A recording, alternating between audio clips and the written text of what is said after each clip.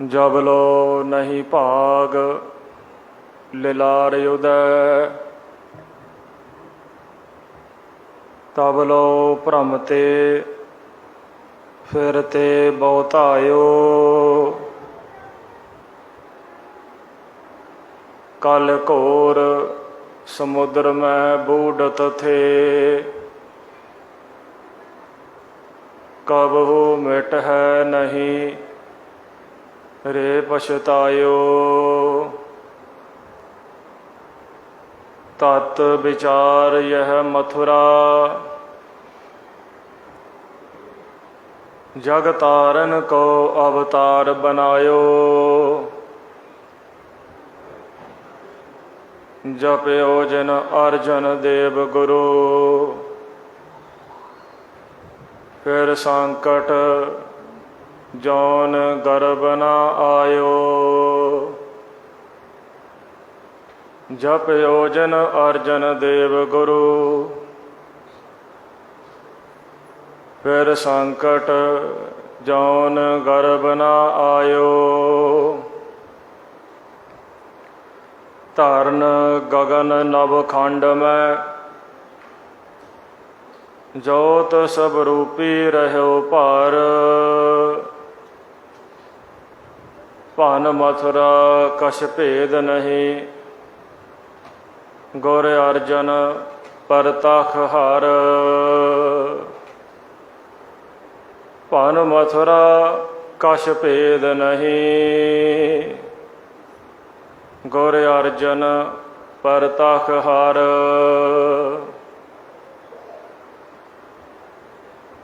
साहिब इकबाल, साहिब कमाल, साहिब बरकत, मुर्शद कामल, नूरे नज़र, रोशने चिराग, हर दो आलम शाह, शाहे शाहिन शाह, वारिये कुल आलम, सरवरे कायनात, मुजस्माए आबे हयात, सारी कायनात दे सांझे रहबर, धन धन गुरु ग्रंथ साहब महाराज जी की पावन पवित्र हजूरी दे विच जितने भी हाजरीन साध संगत रूप दे विच गुरु दरबार दे विच हाजरी भर रहे हो, आओ अज धन धन पंचम पिता शहीदां दे सरताज गुरु अर्जन देव महाराज जी का शहीदी पुरब सारे संसार दे विच जितने भी नानक नाम लेवा गुरमुख गुरसिख हन, बड़ी अकीदत दे नाल शरधा विश्वास दे नाल गुरु दरबार दे विच धन धन गुरु ग्रंथ साहब महाराज जी की छत्र छाया दे हेठ बहुत प्रेम दे नाल मना रहे हैं। सो सरबंस दानी, अमृत के दाते, धन धन गुरु गोबिंद सिंह जी महाराज जी की बख्शी फतेह प्रवान करो। आखो जी वाहिगुरु जी का खालसा, वाहिगुरु जी की फतेह। साध संगत जी, शहीद शब्द अरबी भाषा का शब्द है। हिंदुस्तान के साहित्य दे विच, पूरब के साहित्य दे विच किते भी ये शहीद शब्द दर्ज नहीं है। शहीद शब्द सब तो पहला कुरान शरीफ दे विच पढ़न नूं मिलता है, क्योंकि ये इस्लाम दे विच सब तो पहला दर्ज किया गया है।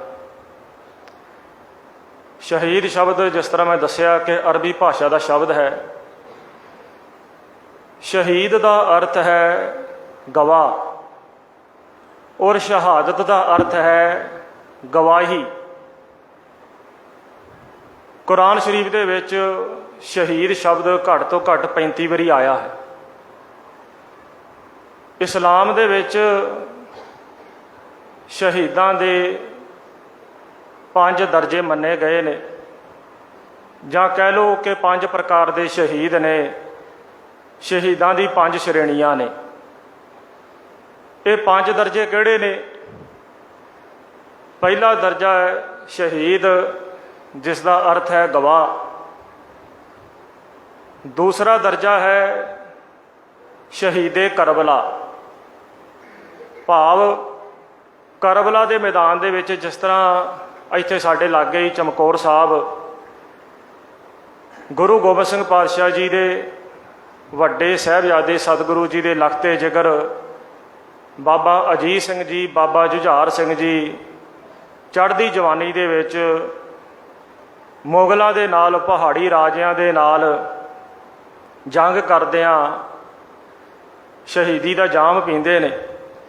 ਇਸੇ ਪ੍ਰਕਾਰ ਮੁਹੰਮਦ ਸਾਹਿਬ ਦੇ ਦੋਤਰੇ ਨੇ, ਬੀਬੀ ਫਾਤਿਮਾ ਦੇ ਲੜਕੇ ਨੇ ਹਸਨ ਤੇ ਹੁਸੈਨ।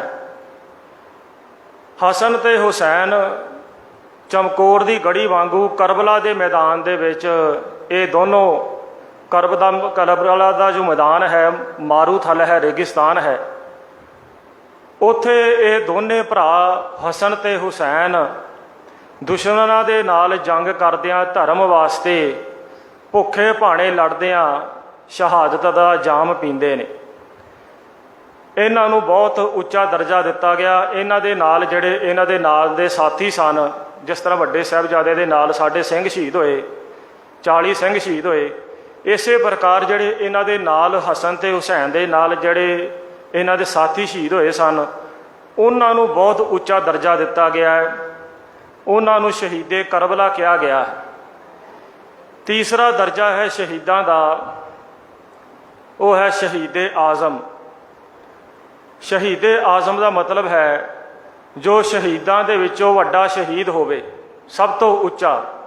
ਜਿਸ ਤਰ੍ਹਾਂ ਹਿੰਦੁਸਤਾਨ ਦੇ ਵਿੱਚ ਭਗਤ ਸਿੰਘ ਜਿਹੜਾ ਹੈ, ਇਸ ਨੂੰ ਸ਼ਹੀਦੇ ਆਜ਼ਮ ਕਿਹਾ ਜਾਂਦਾ ਹੈ।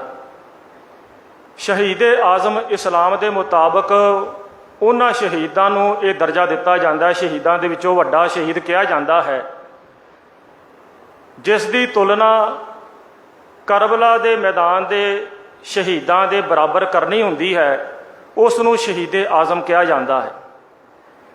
ਚੌਥਾ ਹੈ ਸਾਧ ਸੰਗਤ ਜੀ ਸ਼ਹੀਦੇ ਮੁਹੱਬਤ, ਭਾਵ ਜੋ ਮੁਹੱਬਤ ਵਾਸਤੇ ਸ਼ਹੀਦ ਹੁੰਦਾ ਹੈ।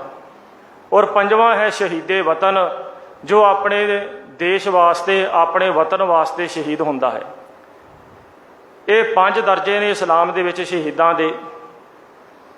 ਪਰ ਜੇਕਰ ਅਸੀਂ ਗੁਰਮਤ ਸਿੱਖ ਇਤਿਹਾਸ ਨੂੰ ਪੜ੍ਹੀਏ ਤਾਂ ਸਿੱਖੀ ਦੇ ਵਿੱਚ 2 ਪ੍ਰਕਾਰ ਦੀ ਸ਼ਹੀਦੀ ਸਾਨੂੰ ਪੜ੍ਹਨ ਨੂੰ ਮਿਲਦੀ ਹੈ ਇਤਿਹਾਸ ਦੇ ਵਿੱਚ।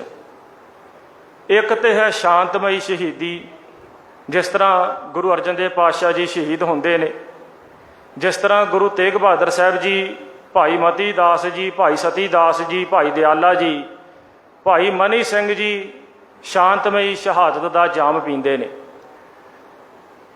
ਦੂਸਰਾ ਤਰੀਕਾ ਹੈ ਸਿੱਖੀ ਦੇ ਵਿੱਚ ਸ਼ਹੀਦੀ ਦਾ, ਉਹ ਹੈ ਜੁਝਾਰੂ ਸ਼ਹੀਦੀ। ਜਿਸ ਤਰ੍ਹਾਂ ਬਾਬਾ ਅਜੀਤ ਸਿੰਘ ਜੀ, ਬਾਬਾ ਜੁਝਾਰ ਸਿੰਘ ਜੀ, ਅਕਾਲੀ ਫੂਲਾ ਸਿੰਘ ਜੀ, ਹਰੀ ਸਿੰਘ ਨਲੂਆ, ਸ਼ਾਮ ਸਿੰਘ ਅਟਾਰੀ ਵਰਗੇ ਜਿਹੜੇ ਸੂਰਬੀਰ ਯੋਧੇ ਨੇ, ਉਹ ਜੰਗ ਦੇ ਮੈਦਾਨ ਦੇ ਵਿੱਚ ਸ਼ਹਾਦਤ ਦਾ ਜਾਮ ਪੀਂਦੇ ਨੇ। ਇਹ 2 ਪ੍ਰਕਾਰ ਦੀ ਸ਼ਹੀਦੀ ਹੈ ਸਿੱਖੀ ਦੇ ਵਿੱਚ, ਇੱਕ ਹੈ ਸ਼ਾਂਤਮਈ ਤੇ ਦੂਸਰੀ ਹੈ ਜੁਝਾਰੂ ਸ਼ਹੀਦੀ। ਗੁਰਮਤ ਦੇ ਵਿੱਚ ਗੁਰੂ ਗ੍ਰੰਥ ਸਾਹਿਬ ਜੀ ਦੇ ਵਿੱਚ ਵੀ ਸਾਧ ਸੰਗਤ ਜੀ ਸ਼ਹੀਦ ਸ਼ਬਦ ਆਉਂਦਾ ਹੈ। ਸਭ ਤੋਂ ਪਹਿਲਾਂ ਸ਼ਹੀਦ ਸ਼ਬਦ ਵਰਤਿਆ ਹੈ ਗੁਰੂ ਨਾਨਕ ਦੇਵ ਪਾਤਸ਼ਾਹ ਜੀ ਨੇ। ਸਤਿਗੁਰੂ ਫਰਮਾਉਂਦੇ ਨੇ, ਪੀਰ ਪੈਕਾਮਰ ਸਾਲਕ ਸਾਧਕ ਸੌਦੇ ਔਰ ਸ਼ਹੀਦ। ਦੂਸਰਾ ਸ਼ਬਦ ਭਗਤ ਰਵਿਦਾਸ ਜੀ ਨੇ ਵਰਤਿਆ। ਭਗਤ ਰਵਿਦਾਸ ਜੀ ਫਰਮਾਉਂਦੇ ਨੇ, ਜਾ ਕੇ ਈਦ ਬਕਰੀਦ ਕੁਲ ਗਊਰੇ ਵੱਧ ਕਰੇ। ਭਗਤ ਰਵਿਦਾਸ ਜੀ ਕਹਿੰਦੇ ਨੇ, ਜਾ ਕੇ ਈਦ ਬਕਰੀਦ ਕੁਲ ਗਊਰੇ ਵੱਧ ਕਰੇ, ਮਾਨੀਏ ਸ਼ੇਖ ਸ਼ਹੀਦ ਪੀਰਾ। ਫਿਰ ਭਾਈ ਗੁਰਦਾਸ ਜੀ ਨੇ ਵੀ ਆਪਣੀਆਂ ਵਾਰਾਂ ਦੇ ਵਿੱਚ ਸ਼ਹੀਦ ਸ਼ਬਦ ਵਰਤਿਆ ਹੈ। ਇਹ ਪੌੜੀ ਭਾਈ ਗੁਰਦਾਸ ਜੀ ਦੀ ਤਕਰੀਬਨ ਸਾਰੇ ਸਿੱਖਾਂ ਨੂੰ ਕੰਠ ਹੁੰਦੀ ਹੈ। ਭਾਈ ਸਾਹਿਬ ਫਰਮਾਉਂਦੇ ਨੇ, ਮੁਰਦਾ ਹੋਏ ਮੁਰੀਦ ਨਾ ਗੱਲੀ ਹੋਵਣਾ, साबर सिदक शहीद भरम पौ खोवना। इस प्रकार साध संगत जी हिंदुस्तान दे विच सब तो पहला शहीद शब्द जिहड़ा है वो हिंदुस्तान के ग्रंथां दे विच सब तो पहला गुरु ग्रंथ साहिब जी दे विच ये शब्द जिहड़ा सानू दर्ज होया मिलता है, जो गुरु साहिबाना वालों ये शब्द उचारण किया है। हिंदुस्तान दे विच बली देण दा रिवाज सी, जिस तरह जानवरां दीयां बलियां देणियां मंदिरां दे विच अज भी वेखण नूं मिलदा है। मंदिरां दे विच जानवरां दी बलि दित्ती जांदी है, पर जो बलि है बलि अपने स्वार्थ वास्ते दित्ती जाती है, अपने फायदे वास्ते, अपने मतलब वास्ते दित्ती जाती है, अपने भले वास्ते दित्ती जाती है। इत्थों तक कि बच्चों की भी कई थाएं बलि दित्ती जाती है।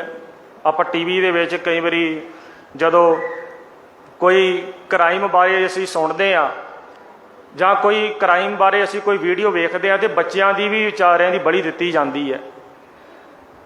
सतगुरु गुरु ग्रंथ साहिब जी दे विच फरमाउंदे ने कि मन कामना तीर्थ जाए बसियो सिर करवत धराए, मन की मैल ना उतरै ए विद जे लख जतन कराए।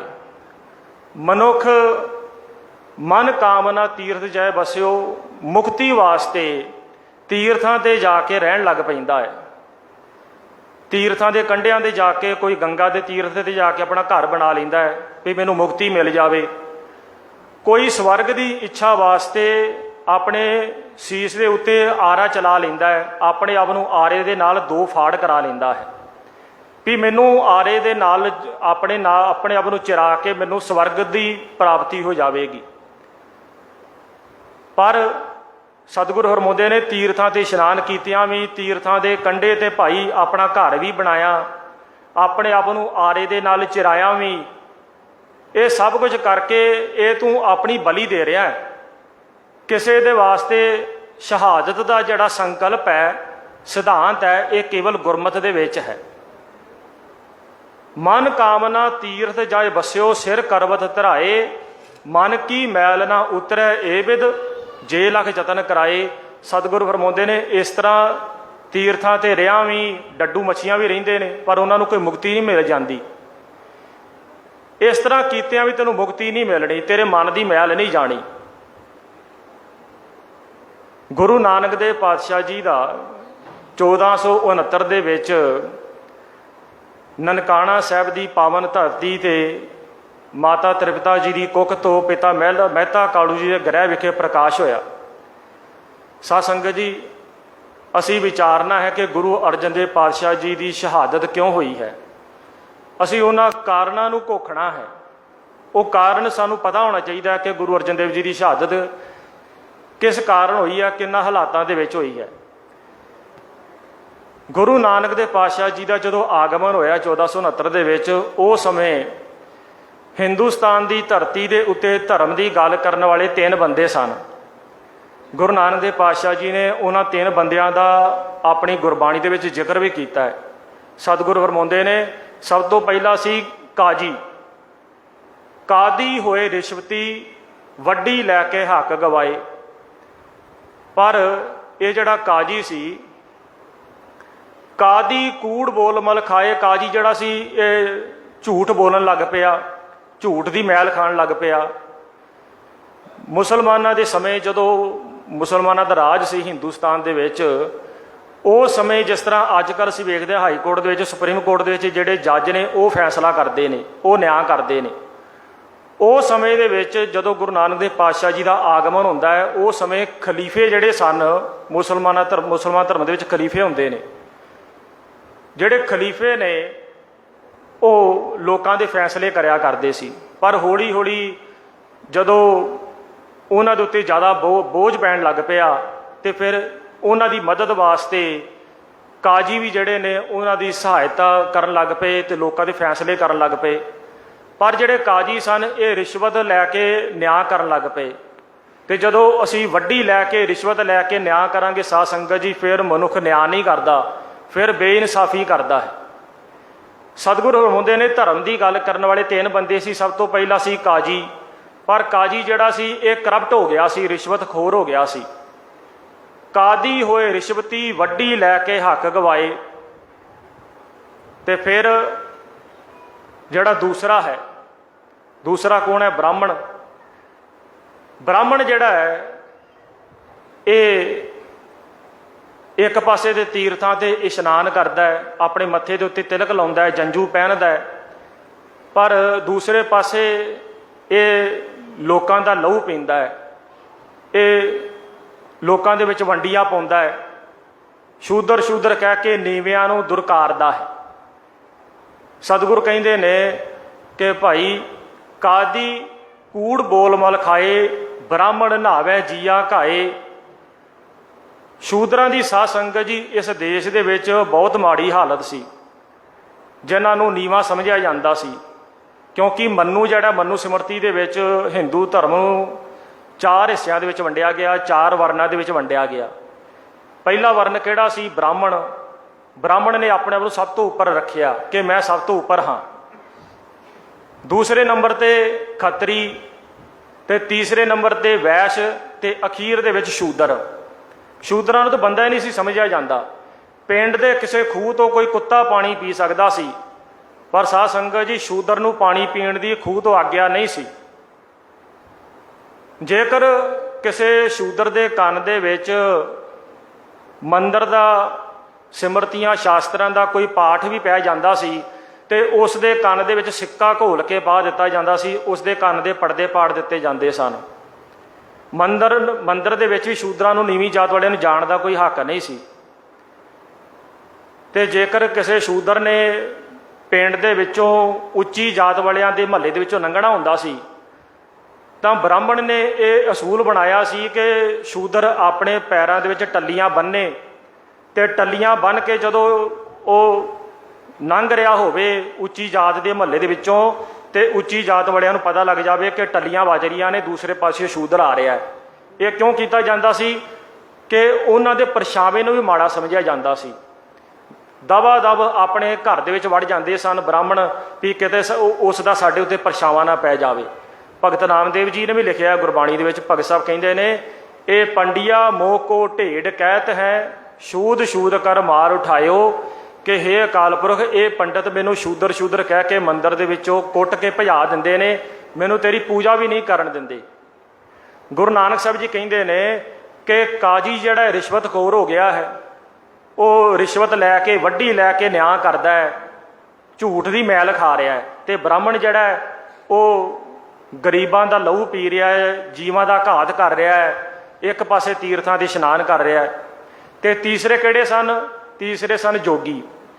जोगियां नूं थोड़ी बहुती धर्म की सूझ आई सी, थोड़ी बहुती समझ आई सी, पर जोगी जिहड़े ने लोकां नूं धर्म का रस्ता दस्सण दी बजाए साध संगत जी पहाड़ां दे उत्ते जाके चढ़ गए, सुमेर पर्वत ते जाके बैठ गए, ते उत्थे जाके गुफावां दे विच उन्हां ने समाधियां ला लईआं।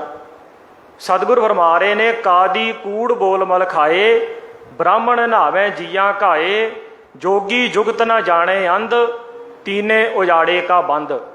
जोगियां नूं भी जीवन जुगत की समझ नहीं आई, भावें उन्हां नूं थोड़ी बहुती समझ आ गई सी धर्म की, पर लोकां नूं समझाउणा चाहीदा सी। माँ प्यो बच्चे नूं पालदे ने भी बच्चा वड्डा होवेगा ते साडी सेवा करेगा, बुढ़ेपे दे विच साडा सहारा बनेगा, पर बच्चा पढ़ लिख के वड्डा हो के माँ प्यो नूं छड्ड जावे ते साध संगत जी उस बच्चे नूं फिर लायक बच्चा नहीं समझिया जाता, उसनूं सियाणा नहीं समझिया जाता।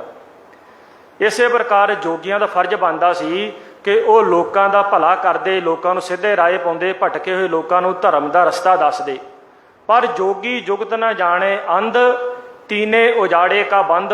गुरु साहब जी कहते हैं, गुरु नानक साहब जी, कि इन्हां तिन्हां ने, काजियां ने, ब्राह्मणां ने ते जोगियां ने धर्म का उजाड़ा ही किया है, धर्म का भला नहीं किया। फिर भाई गुरदास जी कहते हैं कि कादी होए रिश्वती, वड्डी लैके हक गवाई। भाई साहब कहते हैं कि काजी रिश्वती हो गए, रिश्वतखोर हो गए, वड्डी लैके ये हक ते न्याय की गल करते सी, पर हक न्याय जिहड़े ने वो किते रह नहीं सी गए, खंभ ला के उड़ गए सन। साध संगत जी, गुरु नानक देव पातशाह जी, गुरु अंगद देव जी, गुरु अमरदास, गुरु रामदास महाराज जी ने जात पात के उत्ते बहुत भारी सट मारी है। ये सब कारण ने गुरु अर्जन देव पातशाह जी की शहादत के, कि गुरु अर्जन देव पातशाह जी शहीद क्यों होए ने। ਕੇਵਲ ਜਹਾਂਗੀਰ ਨੂੰ ਅਸੀਂ ਗੁਰੂ ਅਰਜਨ ਦੇਵ ਪਾਤਸ਼ਾਹ ਜੀ ਦੀ ਸ਼ਹਾਦਤ ਦਾ ਜ਼ਿੰਮੇਵਾਰ ਸਮਝਦੇ ਹਾਂ, ਪਰ ਕੇਵਲ ਜਹਾਂਗੀਰ ਗੁਰੂ ਅਰਜਨ ਦੇਵ ਪਾਤਸ਼ਾਹ ਜੀ ਨੂੰ ਸ਼ਹੀਦ ਨਹੀਂ ਸੀ ਕਰਨਾ ਚਾਹੁੰਦਾ। ਉਸ ਦੇ ਵਿੱਚ ਹੋਰ ਵੀ ਬੜੇ ਸਾਰੇ ਕਾਰਨ ਸਨ, ਔਰ ਉਹਨਾਂ ਕਾਰਨਾਂ ਦੇ ਵਿੱਚੋਂ ਇੱਕ ਸਭ ਤੋਂ ਵੱਡਾ ਕਾਰਨ ਸੀ ਬ੍ਰਾਹਮਣਵਾਦ। ਇਹ ਜੋ ਬ੍ਰਾਹਮਣਵਾਦ ਹੈ ਸਾਧ ਸੰਗਤ ਜੀ, ਇਹ ਗੁਰੂ ਨਾਨਕ ਦੇਵ ਜੀ ਤੋਂ ਲੈ ਕੇ ਜਦੋਂ ਗੁਰੂ ਨਾਨਕ ਸਾਹਿਬ ਜੀ ਨੂੰ ਉਹਨਾਂ ਦੇ ਪਿਤਾ ਮਹਿਤਾ ਕਾਲੂ ਜੀ ਜੰਝੂ ਦੀ ਰਸਮ ਅਦਾ ਕਰਨ ਲੱਗਿਆਂ ਪੰਡਤ ਹਰਦਿਆਲ ਨੂੰ ਘਰੇ ਸੱਦਿਆ। ਪੰਡਤ ਹਰਦਿਆਲ ਘਰੇ ਆਇਆ ਤੇ ਪਿਤਾ ਮਹਿਤਾ ਕਾਲੂ ਜੀ ਨੇ ਪੰਡਤ ਨੂੰ ਗੁਰੂ ਨਾਨਕ ਸਾਹਿਬ ਜੀ ਨੂੰ ਜੰਝੂ ਪਹਿਨਾਉਣ ਵਾਸਤੇ ਕਿਹਾ, ਪਰ ਗੁਰੂ ਨਾਨਕ ਸਾਹਿਬ ਜੀ ਨੇ ਪੰਡਤ ਹਰਦਿਆਲ ਦਾ ਹੱਥ ਫੜ ਲਿਆ। ਸਤਿਗੁਰੂ ਕਹਿੰਦੇ ਮੈਂ ਤੇਰਾ ਜੰਝੂ ਨਹੀਂ ਪਹਿਨਣਾ। ਪੰਡਤ ਹਰਦਿਆਲ ਕਹਿਣ ਲੱਗਾ ਕਿ ਇਹ ਤੁਸੀਂ ਕੈਸੀਆਂ ਗੱਲਾਂ ਕਰਦੇ ਜੇ, ਤੁਹਾਡੇ ਬਜ਼ੁਰਗਾਂ ਨੇ, ਤੁਹਾਡੇ ਪਿਤਾ, ਤੁਹਾਡੇ ਦਾਦੇ ਪੜਦਾਦੇ ਸਾਰੇ ਜੰਝੂ ਪਹਿਨਦੇ ਆਏ ਨੇ, ਤੇ ਤੁਸੀਂ ਜੰਝੂ ਧਾਰਨ ਕਿਉਂ ਨਹੀਂ ਕਰਨਾ? ਤਾਂ ਗੁਰੂ ਨਾਨਕ ਸਾਹਿਬ ਜੀ ਫਰਮਾਉਂਦੇ ਨੇ ਕਿ ਤੇਰਾ ਜੰਝੂ ਨਹੀਂ ਪਹਿਨਣਾ, ਮੈਂ ਵੀ ਜੰਝੂ ਪਹਿਨਿਆ ਹੋਇਆ ਪਰ ਮੈਂ ਤੇਰਾ ਜੰਝੂ ਨਹੀਂ ਪਹਿਨਣਾ। ਪੰਡਤ ਹਰਦਿਆਲ ਕਹਿਣ ਲੱਗਾ ਕਿ ਕਿਹੜਾ ਜੰਝੂ ਪਹਿਨਿਆ ਤੁਸੀਂ ਮੈਨੂੰ ਵੀ ਵਿਖਾਓ। ਤੇ ਸਤਿਗੁਰੂ ਕਹਿੰਦੇ ਨੇ ਕਿ ਦਿਆ ਕਪਾਹ, ਮੈਂ ਉਹ ਜੰਝੂ ਪਹਿਨਿਆ ਹੈ ਜਿਸ ਦੀ ਕਪਾਹ ਦਿਆ ਦੀ ਹੈ, ਕਿਉਂਕਿ ਦਿਆ ਤੋਂ ਹੀ ਸਾਧ ਸੰਗਤ ਜੀ ਧਰਮ ਪੈਦਾ ਹੁੰਦਾ ਹੈ। ਅਸੀਂ ਜਪਜੀ ਸਾਹਿਬ ਦਾ ਪਾਠ ਕਰਦੇ ਹਾਂ ਨਾ, ਸਤਿਗੁਰੂ ਫਰਮਾਉਂਦੇ ਨੇ ਧੋਲ ਧਰਮ ਦਿਆ ਕਾ ਪੂਤ, ਭਾਵ ਸਾਡੇ ਹਿਰਦੇ ਦੇ ਵਿੱਚ ਪਹਿਲਾਂ ਦਿਆ ਆਏਗੀ ਫੇਰ ਹੀ ਧਰਮ ਪੈਦਾ ਹੋਵੇਗਾ, ਤੇ ਮਾਂ ਤੋਂ ਬਗੈਰ ਬੱਚੇ ਦਾ ਜਨਮ ਨਹੀਂ ਹੁੰਦਾ। ਇਸੇ ਪ੍ਰਕਾਰ ਧਰਮ ਦੀ ਮਾਂ ਕੌਣ ਹੈ? ਦਿਆ। ਜੇਕਰ ਸਾਡੇ ਹਿਰਦੇ ਦੇ ਵਿੱਚ ਕਿਸੇ ਦੇ ਪ੍ਰਤੀ ਦਿਆ ਨਹੀਂ ਹੈ ਤਾਂ ਸਾਧ ਸੰਗਤ ਜੀ ਫਿਰ ਧਰਮ ਨਹੀਂ ਸਾਡੇ ਅੰਦਰ ਪਨਪ ਸਕਦਾ। ਸਤਿਗੁਰ ਕਹਿੰਦੇ ਮੈਂ ਜੰਝੂ ਪਹਿਨਿਆ ਹੋਇਆ ਹੈ ਜਿਸ ਦੀ ਕਪਾਹ ਦਿਆ ਦੀ ਹੈ। ਦਿਆ ਕਪਾਹ ਸੰਤੋਖ ਸੂਤ, ਤੇ ਜਿਸ ਦਾ ਸੂਤ ਜਿਹੜਾ ਸੰਤੋਖ ਦਾ ਹੈ, ਭਾਵ ਸਾਡਾ ਹਿਰਦਾ ਸਬਰ ਸੰਤੋਖ ਵਾਲਾ ਹੋਣਾ ਚਾਹੀਦਾ ਹੈ।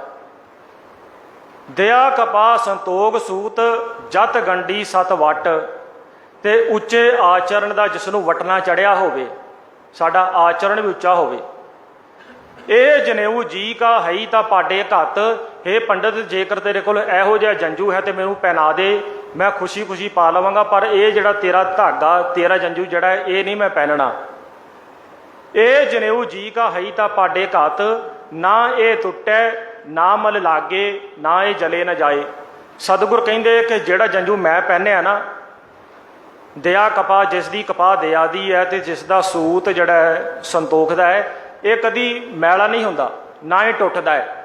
ਤੇਰਾ ਜੰਝੂ ਜਿਹੜਾ ਇਹ ਤੇ ਸ਼ਮਸ਼ਾਨ ਘਾਟ ਦੇ ਵਿੱਚ ਸੜ ਜਾਵੇਗਾ, ਪਰ ਜਿਹੜਾ ਮੇਰਾ ਜੰਝੂ ਹੈ ਇਹ ਤੇ ਨਾਲ ਨਿਭੇਗਾ, ਇਹ ਪਰਲੋਕ ਦੇ ਵਿੱਚ ਪ੍ਰਭੂ ਦੀ ਦਰਗਾਹ ਦੇ ਵਿੱਚ ਵੀ ਨਾਲ ਜਾਏਗਾ, ਇਹ ਤੇ ਮੈਨੂੰ ਜਮਾ ਤੋਂ ਬਚਾਏਗਾ।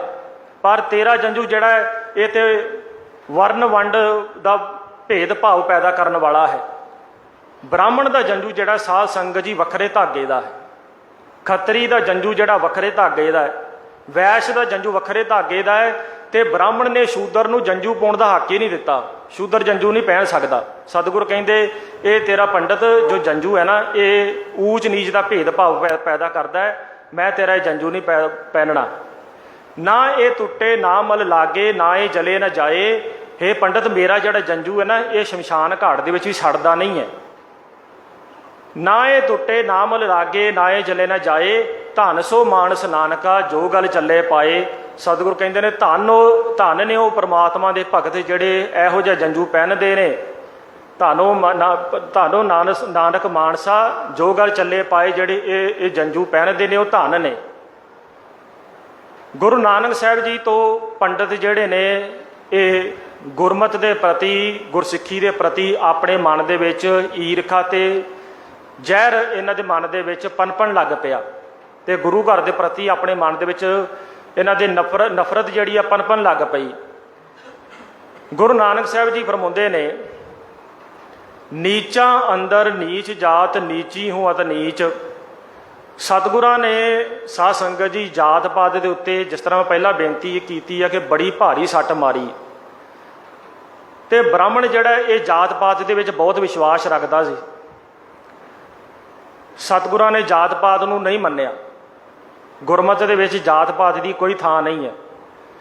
ਗੁਰੂ ਸਾਹਿਬ ਜੀ ਦੇ ਕਹਿੰਦੇ ਨੇ ਕਿ ਖਸਮ ਵਿਸਾਰੈ ਤੇ ਕਮ ਜਾਤ। ਅਸੀਂ ਪੜ੍ਹਦੇ ਹਾਂ ਨਾ ਰੋਜ਼ ਰਹਿ ਰਸ ਬਾਣੀ ਪੜ੍ਹਦੇ ਹਾਂ। ਸਤਿਗੁਰ ਕਹਿੰਦੇ ਨੇ ਕਿ ਨੀਵੀਂ ਜਾਤ ਵਾਲਾ ਕੌਣ ਹੈ? ਗੁਰਮਤ ਉਹਨਾਂ ਨੂੰ ਨੀਵੀਂ ਜਾਤ ਵਾਲਾ ਮੰਨਦੀ ਹੈ ਜਿਨ੍ਹਾਂ ਨੇ ਖਸਮ ਨੂੰ ਪਰਮਾਤਮਾ ਨੂੰ ਵਿਸਾਰ ਦਿੱਤਾ ਹੈ, ਉਹ ਨੀਵੀਂ ਜਾਤ ਵਾਲੇ ਨੇ। ਖਸਮ ਵਿਸਾਰੈ ਤੇ ਕਮ ਜਾਤ, ਨਾਨਕ ਨਾਵੇਂ ਬਾਜ ਸਨਾਤ। ਤੇ ਗੁਰੂ ਨਾਨਕ ਸਾਹਿਬ ਜੀ ਕਹਿੰਦੇ ਨੇ ਕਿ ਮੈਂ ਤੇ ਨੀਵੀਂ ਜਾਤਾਂ ਵਾਲਿਆਂ ਦੇ ਨਾਲ ਖੜਾ ਹਾਂ। ਮਲਕ ਭਾਗੋ ਦੇ ਘਰੇ ਨੇ ਗਏ ਸਤਿਗੁਰੂ ਜੀ, ਜਿੱਥੇ 36 ਪ੍ਰਕਾਰ ਦੇ ਭੋਜਨ ਬਣੇ ਸਨ। ਗੁਰੂ ਸਾਹਿਬ ਜੀ ਗਏ ਨੇ ਭਾਈ ਲਾਲੋ ਦੇ ਘਰ, ਭਾਵੇਂ ਉਸ ਦੇ ਘਰੇ ਜਾ ਕੇ ਕੋਦਰੇ ਦੀ ਰੋਟੀ ਖਾਣੀ ਪਈ, ਪਰ ਗੁਰੂ ਸਾਹਿਬ ਜੀ ਉਸ ਦੇ ਘਰੇ ਗਏ। ਸਤਿਗੁਰ ਕਹਿ ਰਹੇ ਨੇ ਨੀਚਾ ਅੰਦਰ ਨੀਚ ਜਾਤ, ਨੀਚੀ ਹੂੰ ਅਤ ਨੀਚ, ਨਾਨਕ ਤਿਨ ਕੇ ਸੰਗ ਸਾਥ, ਵੱਡਿਆ ਸਿਉ ਕਿਆ ਰੀਸ। ਜਿੱਥੇ ਨੀਚ ਸੰਭਾਲੀਆਂ ਤਿੱਥੇ ਨਦਰ ਤੇਰੀ ਬਖਸ਼ੀਸ਼। ਗੁਰੂ ਸਾਹਿਬ ਜੀ ਕਹਿੰਦੇ ਨੇ ਕਿ ਜਿਹੜਾ ਕੋਈ ਨੀਵੇਂ ਤੋਂ ਨੀਵਾਂ ਹੋਵੇ ਔਰ ਨੀਵੇਂ ਤੋਂ ਵੀ ਅਤ ਦਰਜੇ ਦਾ ਕੋਈ ਨੀਵਾਂ ਹੋਵੇ, ਮੈਂ ਉਸ ਦੇ ਨਾਲ ਖੜਾ ਹਾਂ। ਕਿਉਂਕਿ ਜਿੱਥੇ ਨੀਵਿਆਂ ਦਾ ਸਤਿਕਾਰ ਕੀਤਾ ਜਾਂਦਾ ਹੈ ਉੱਥੇ ਪਰਮਾਤਮਾ ਦਾ ਵਾਸਾ ਹੁੰਦਾ ਹੈ। ਸਤਿਗੁਰੂ ਗੁਰਬਾਣੀ ਦੇ ਵਿੱਚ ਫਰਮਾਉਂਦੇ ਨੇ, ਨੀਚ ਜਾਤ ਹਰ ਜਪਤਿਆਂ ਉੱਤਮ ਪਦਵੀ ਪਾਏ। ਜੇਕਰ ਕੋਈ ਨੀਚ ਜਾਤ ਵਾਲਾ ਵੀ ਪਰਮਾਤਮਾ ਦੀ ਭਗਤੀ ਕਰਦਾ ਹੈ ਤਾਂ ਉਸ ਨੂੰ ਉੱਤਮ ਪਦਵੀ ਪ੍ਰਾਪਤ ਹੋ ਜਾਂਦੀ ਹੈ, ਉਸ ਦੀ ਜੈ ਜੈਕਾਰ ਹੋ ਜਾਂਦੀ ਹੈ ਸਾਰੇ ਪਾਸੇ। ਇਹ ਸਾਰੇ ਕਾਰਨ ਨੇ ਗੁਰੂ ਅਰਜਨ ਦੇਵ ਪਾਤਸ਼ਾਹ ਜੀ ਦੀ ਸ਼ਹਾਦਤ ਦੇ।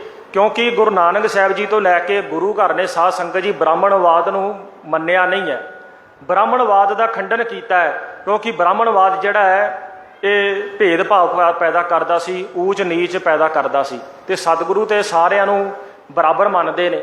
ਗੁਰਮਤਿ ਦਾ ਸਿਧਾਂਤ ਹੈ ਕਿ ਮਾਨਸ ਕੀ ਜਾਤ ਸਭੈ ਏਕੈ ਪਹਿਚਾਨਬੋ। ਇੱਥੇ ਤੇ ਸਾਰੇ ਬਰਾਬਰ ਨੇ, ਇੱਥੇ ਕੋਈ ਉੱਚਾ ਨਹੀਂ, ਕੋਈ ਨੀਵਾਂ ਨਹੀਂ।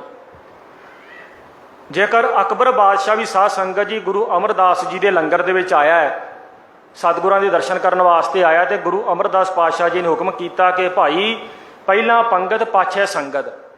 ਤੇ ਪੰਗਤ ਦਾ ਕੀ ਅਰਥ ਹੈ ਕਿ ਪਹਿਲਾਂ ਪੰਗਤ ਦੇ ਵਿੱਚ ਬੈਠੋ, ਲੰਗਰ ਛਕੋ, ਤੇ ਫਿਰ ਸਾਡੇ ਦਰਸ਼ਨ ਕਰਨੇ ਨੇ, ਫਿਰ ਗੁਰੂ ਦਰਸ਼ਨ ਦੇਵੇਗਾ। ਪਰ ਪਹਿਲਾਂ ਪੰਗਤ ਦੇ ਵਿੱਚ ਬੈਠੋ, ਪ੍ਰਸ਼ਾਦਾ ਛਕੋ। ਹੁਣ ਪੰਗਤ ਦੇ ਵਿੱਚ ਬੈਠ ਕੇ ਪ੍ਰਸ਼ਾਦਾ ਛਕਣ ਦਾ ਹੁਕਮ ਕਿਉਂ ਕੀਤਾ ਗੁਰੂ ਸਾਹਿਬ ਜੀ ਨੇ? ਤਾਂ ਜੋ ਵੀ ਤੇਰੇ ਮਨ ਦੇ ਵਿੱਚ ਭਾਈ ਇਹ ਹੰਕਾਰ ਨਾ ਹੋਵੇ ਕਿ ਮੈਂ ਤੇ ਹਿੰਦੁਸਤਾਨ ਦਾ ਬਾਦਸ਼ਾਹ ਹਾਂ। ਪੰਗਤ ਦੇ ਵਿੱਚ ਤੇਰੇ ਨਾਲ ਗਰੀਬ ਵੀ ਬੈਠਾ ਹੋਵੇਗਾ, ਤੇਰੇ ਨਾਲ ਹਿੰਦੂ ਵੀ ਬੈਠਾ ਹੋਵੇਗਾ, ਤੇਰੇ ਨਾਲ ਮੁਸਲਮਾਨ ਵੀ ਬੈਠਾ ਹੋਵੇਗਾ, ਤੇਰੇ ਨਾਲ ਜਿਸ ਨੂੰ ਤੂੰ ਸ਼ੂਦਰ ਕਹਿਣਾ ਉਹ ਵੀ ਤੇਰੇ ਨਾਲ ਬੈਠਾ ਹੋਵੇਗਾ। ਤੇ ਜਦੋਂ ਉਹਨਾਂ ਦੇ ਨਾਲ ਤੂੰ ਬੈਠਾ ਹੋਵੇਗਾ ਫਿਰ ਤੇਰੇ ਮਨ ਦੇ ਵਿੱਚੋਂ ਉੱਚੀ ਜਾਤ ਦਾ, ਆਪਣੇ ਵੱਖਰੇ ਹੋਣ ਦਾ ਜਿਹੜਾ ਹੰਕਾਰ ਹੈ ਖਤਮ ਹੋ ਜਾਵੇਗਾ। ਗੁਰੂ ਸਾਹਿਬ ਜੀ ਸਾਡੇ ਅੰਦਰੋਂ ਇਹ ਹੰਕਾਰ, ਇਹ ਭੇਦਭਾਵ ਖਤਮ ਕਰਨਾ ਚਾਹੁੰਦੇ ਸੀ ਤੇ ਸਾਨੂੰ ਸਮਝਾਉਣਾ ਚਾਹੁੰਦੇ ਸੀ ਕਿ ਭਾਈ ਸਾਰੇ ਬਰਾਬਰ ਹੀ ਨੇ, ਸਾਰੇ ਉਸ ਪਰਮਾਤਮਾ ਦੇ ਬੱਚੇ ਨੇ, ਤੂੰ ਕੋਈ ਵੱਖਰਾ ਨਹੀਂ ਹੈ ਬਾਕੀਆਂ ਨਾਲੋਂ। ਪਰ ਬ੍ਰਾਹਮਣ ਜਿਹੜਾ ਹੈ ਇਹ ਆਪਣੇ ਆਪ ਨੂੰ ਵੱਖਰਾ ਸਮਝਦਾ ਸੀ। ਤੇ ਸਤਿਗੁਰੂ ਫਰਮਾਉਂਦੇ ਨੇ ਗੁਰਬਾਣੀ ਦੇ ਵਿੱਚ ਬਹੁਤ ਸਾਰੇ ਸ਼ਬਦ ਨੇ ਜਿਹੜੇ ਸਾਧ ਸੰਗਤ ਜੀ ਜਾਤ ਪਾਤ ਦਾ ਖੰਡਨ ਕਰਦੇ ਨੇ। ਜਾਤ ਪਾਤ ਜਿਹੜੀ ਹੈ ਇਹ ਬ੍ਰਾਹਮਣ ਦਾ ਸਭ ਤੋਂ ਵੱਡਾ ਹਥਿਆਰ ਸੀ। ਤੇ ਇਸ ਜਾਤ ਪਾਤ ਦੇ ਹਥਿਆਰ ਦੇ ਨਾਲ ਬ੍ਰਾਹਮਣ ਜਿਹੜਾ ਹੈ ਉਹ ਲੋਕਾਂ ਕੋਲੋਂ ਗਰਾਈ ਕਰਦਾ ਸੀ, ਗਰੀਬਾਂ ਦਾ ਲਹੂ ਪੀਂਦਾ ਸੀ, ਤੇ ਆਪ ਆਪਣਾ ਸਭ ਤੋਂ ਵੱਖਰਾ ਤੇ ਸਭ ਤੋਂ ਉੱਚਾ ਆਸਣ ਲਾ ਕੇ ਬੈਠਦਾ ਸੀ। ਸਤਿਗੁਰੂ ਕਹਿੰਦੇ ਨੇ, ਨੀਚ ਜਾਤ ਹਰ ਜਪਤਿਆਂ ਉੱਤਮ ਪਦਵੀ ਪਾਏ, ਪੁੱਛੋ ਬਿਦਰ ਦਾਸੀ ਸੁਤੈ, ਕਿਸ਼ਨ ਉਤਰਿਆ ਘਰ ਜਿਸ ਜਾਏ। ਹੇ ਭਾਈ, ਭਾਵੇਂ ਤੁਸੀਂ ਹਿੰਦੂ ਧਾਰਮਿਕ ਗ੍ਰੰਥ ਪੜ੍ਹ ਲਵੋ, ਕ੍ਰਿਸ਼ਨ ਜੀ ਜਦੋਂ ਪਾਂਡਵਾਂ ਦੀ ਤੇ ਕੌਰਵਾਂ ਦੀ ਸਲਾਹ ਕਰਨ ਵਾਸਤੇ, ਉਹਨਾਂ ਦੀ ਸੁਲਹ ਸਫਾਈ ਕਰਨ ਵਾਸਤੇ, ਕਰਾਉਣ ਵਾਸਤੇ ਜਦੋਂ ਕੌਰਵਾਂ ਦੀ ਸਭਾ ਦੇ ਵਿੱਚ ਗਏ ਨੇ ਕ੍ਰਿਸ਼ਨ ਜੀ, ਤਾਂ ਸਤਿਗੁਰੂ ਫਰਮਾਉਂਦੇ ਨੇ ਕਿ ਕ੍ਰਿਸ਼ਨ ਜੀ ਦੁਰਯੋਧਨ ਦੇ ਘਰੇ ਨਹੀਂ ਠਹਿਰੇ, ਸਗੋਂ ਦਾਸੀ ਦੇ ਪੁੱਤਰ ਬਿਦਰ ਦੇ ਘਰੇ ਜਾ ਕੇ ਠਹਿਰੇ ਨੇ। ਉਹਨਾਂ ਨੇ ਦਾਸੀ ਦੇ ਪੁੱਤਰ ਬਿਦਰ ਨੂੰ ਮਾਣ ਸਨਮਾਨ ਦਿੱਤਾ ਹੈ। ਕਿਉਂਕਿ ਜੇਕਰ ਕੋਈ ਨੀਵਾਂ ਵੀ ਪ੍ਰਮਾਤਮਾ ਦਾ ਨਾਮ ਜਪਦਾ ਹੈ ਤੇ ਸਾਧ ਸੰਗਤ ਜੀ ਉਹ ਸਭ ਤੋਂ ਵੱਡਾ ਦਰਜਾ ਪ੍ਰਾਪਤ ਕਰ ਲੈਂਦਾ ਹੈ। ਪੂਛੋ ਬਿਦਰ ਦਾਸੀ ਸੁਤੈ, ਕਿਸ਼ਨ ਉਤਰਿਆ ਘਰ ਜਿਸ ਜਾਏ, ਹਰ ਕੀ ਅਕਥ ਕਥਾ ਸੁਨੋ ਜਨ ਭਾਈ, ਜਿਤ ਸਹਿਸਾ ਦੁਖ ਭੂਖ ਸਭ ਲੈ ਜਾਏ। ਫਿਰ ਸਤਿਗੁਰੂ ਫਰਮਾਉਂਦੇ ਨੇ, ਰਵਿਦਾਸ ਚਮਾਰ ਉਸਤਤ ਕਰੇ, ਹਰ ਕੀਰਤ ਨਿਮਖ ਇੱਕ ਗਾਏ। ਭਗਤ ਰਵਿਦਾਸ ਜੀ ਨੂੰ ਲੋਕ ਖਾਸ ਕਰਕੇ ਇਹ ਜਿਹੜੇ ਉੱਚੀ ਜਾਤ ਵਾਲੇ ਬ੍ਰਾਹਮਣ ਨੇ ਚਮਾਰ ਕਹਿੰਦੇ ਸੀ। ਪਰ रविदास चमार उस्तत करे हर कीरत निमख एक गाए। एक मन होके परमात्मा की कीर्ति करते सन, प्रभु के गुण गायन करते सन रविदास जी। तो फिर की होया कि पतित जात उत्तम भया, चार वर्ण पे पगिआए। वो जिहड़े भगत रविदास जी सन वो पवित्र हो गए, तो चार वर्ण पे पगिआए। जिहड़े चारे वर्ण सन चार वर्ण जिहड़े ब्राह्मण खत्तरी शूद वैस चारे वर्ण आके उन्हां दे चरनां दे विच पै गए, क्योंकि वो पवित्र हो गए। भावें उन्होंने नीवा नीवा कहा जाता सी, नीच कहा जाता सी, उन्हों तो नफरत की जाती सी, उन्हों के हाथ तो भी कोई चीज़ लैके खानी ब्राह्मण जिहड़े सन माड़ी समझते सन, पर भगती करके उन्होंने इन्ना उच्चा दर्जा प्राप्त हो गया, वो पवित्र हो गए। तो उन्हों के दर्शनों को ब्राह्मण जिहड़े तरसन लग पे। चारे वर्ण आके उन्हों के चरणों के विच डंडोत बंदना करन लग पे। नामदेव प्रीत लगी हर सेती, लोग छीपा कहे बुलाए। दूसरी उदाहरण सतगुरु जी देंदे ने कि नामदेव जी को भी छींबा छींबा कहा गया, उन्होंने भी नीवी जात वाला समझा गया। पर खतरी ब्राह्मण पिठ दे छोडे, हर नाम दिओ लिया मुख लाए। परमात्मा ने जदों नामदेव जी को मंदिर के धक्के मार के कढ़ दिता सी ना, हजूर साहब के लागे मंदिर है अज भी, उत्थे नामदेव जी को मंदिर के धक्के मार के कढ़ दिता सी पंडितां ने कि नीवी जात वाला है। पर परमात्मा ने पंडितां वल अपनी पिठ कर ली, तो नामदेव जी वाल अपना मुखड़ा कर लिया, नामदेव जी अपने गल दे नाल लाया, क्योंकि नामदेव जी ने भगती की सी। असीं पढ़ते हैं ना, हर जुग जुग भगत उपाया, पैज रखदा आया राम राजे।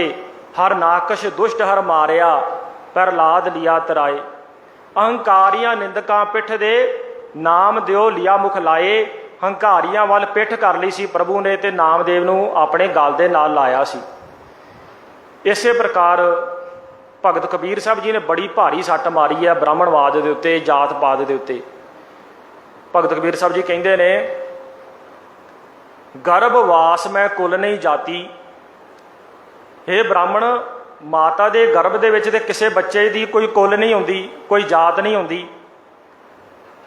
जदों बच्चा जन्म लै लैंदा फिर तू उसकी जात पात रख देना है, फिर तू उस बच्चे नूं संसार दे विच वंड देना है कि ये उच्ची जात दा, नीवीं जात दा। माता के गर्भ दे विच ते बच्चे की कोई जात नहीं होंदी। गर्भवास में कुल नहीं जाती, ब्रह्म बिंद ते सब उत्पाती। कहो रे पंडित बामन कब के होए, बामन कह के जनमत खोए। हे ब्राह्मण, तू ब्राह्मण कदों दा हो गया? तेनू परमात्मा ने तो नहीं ना कहा भी तू उच्ची जात वाला है, ये तो तू आपे ही ग्रंथां दे विच दर्ज कर लिया कि मैं उच्ची जात वाला हाँ, तो शूदरां नूं तू नीवा लिख दिता है। ये तो तू आप ही अपने आप नूं उच्चा कर लिया है, पर परमात्मा ने तेनू उच्चा नहीं कहा, तेनू उच्चा नहीं मन्निया। भगत साहब कह रहे ने, गर्भवास में कुल नहीं जाती, ब्रह्म बिंद ते सब उत्पाती। कहो रे पंडित बामण कब के होए, बामण कह के जनमत खोए। तू ब्राह्मण कह कह के अपने आप नूं अपना जन्म व्यर्थ ना गवा, भगती करया कर प्रभु दी। जो तू ब्राह्मण ब्राह्मणी जाया। फिर वेखो बड़ी भारी सट्ट मारी है कबीर साहब जी ने। कबीर साहब जी कहते हैं भी भाई हे ब्राह्मण, जे तू अपने आप नूं वाकई उच्चा समझदा है तो दूसरिਆਂ नालों वखरा समझदा है, तो फिर तू उस रस्ते तो इस संसार दे विच क्यों आया है जिस रस्ते तो शूदर आया है? तू फिर किसी वखरे रस्ते तो आना सी। जेकर तू भी उस रस्ते तो इस संसार दे विच आया, फिर तू उन्हां नालों वखरा किस तरह हो गया, फिर उन्हां नालों उच्चा किस तरह हो गया? जो तू ब्राह्मण ब्राह्मणी जाया तो आन बाट, बाट का अर्थ हुंदा रस्ता, फिर तू होर रस्ते तो होना सी। बड़ी भारी सट्ट मारी है कबीर साहब जी ने, और इस गल का जवाब भी कोई नहीं है ब्राह्मण के कोल जिहड़ा अपने नूं उच्चा समझदा है। जो तू ब्राह्मण ब्राह्मणी जाया तो आन बाट काहे नहीं आया।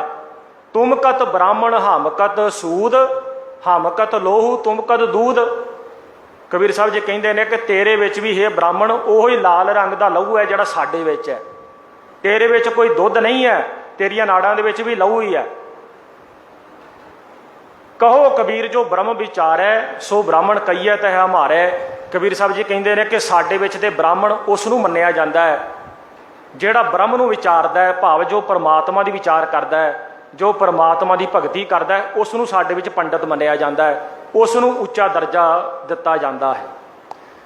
ਸਾਧ ਸੰਗਤ ਜੀ, ਬ੍ਰਾਹਮਣਾਂ ਨੇ ਅਕਬਰ ਦੇ ਬੜੇ ਕੰਨ ਭਰੇ ਗੁਰੂ ਘਰ ਦੇ ਖਿਲਾਫ, ਗੁਰੂ ਗ੍ਰੰਥ ਸਾਹਿਬ ਜੀ ਦੇ ਖਿਲਾਫ, ਕਿਉਂਕਿ ਉਸ ਸਮੇਂ ਜਦੋਂ ਗੁਰੂ ਗ੍ਰੰਥ ਸਾਹਿਬ ਜੀ ਦਾ ਸਰੂਪ ਦਾ ਅਜੇ ਸੰਪਾਦਨ ਨਹੀਂ ਹੋਇਆ ਸੀ, ਉਸ ਸਮੇਂ ਪੋਥੀ ਸਾਹਿਬ ਕਿਹਾ ਜਾਂਦਾ ਸੀ।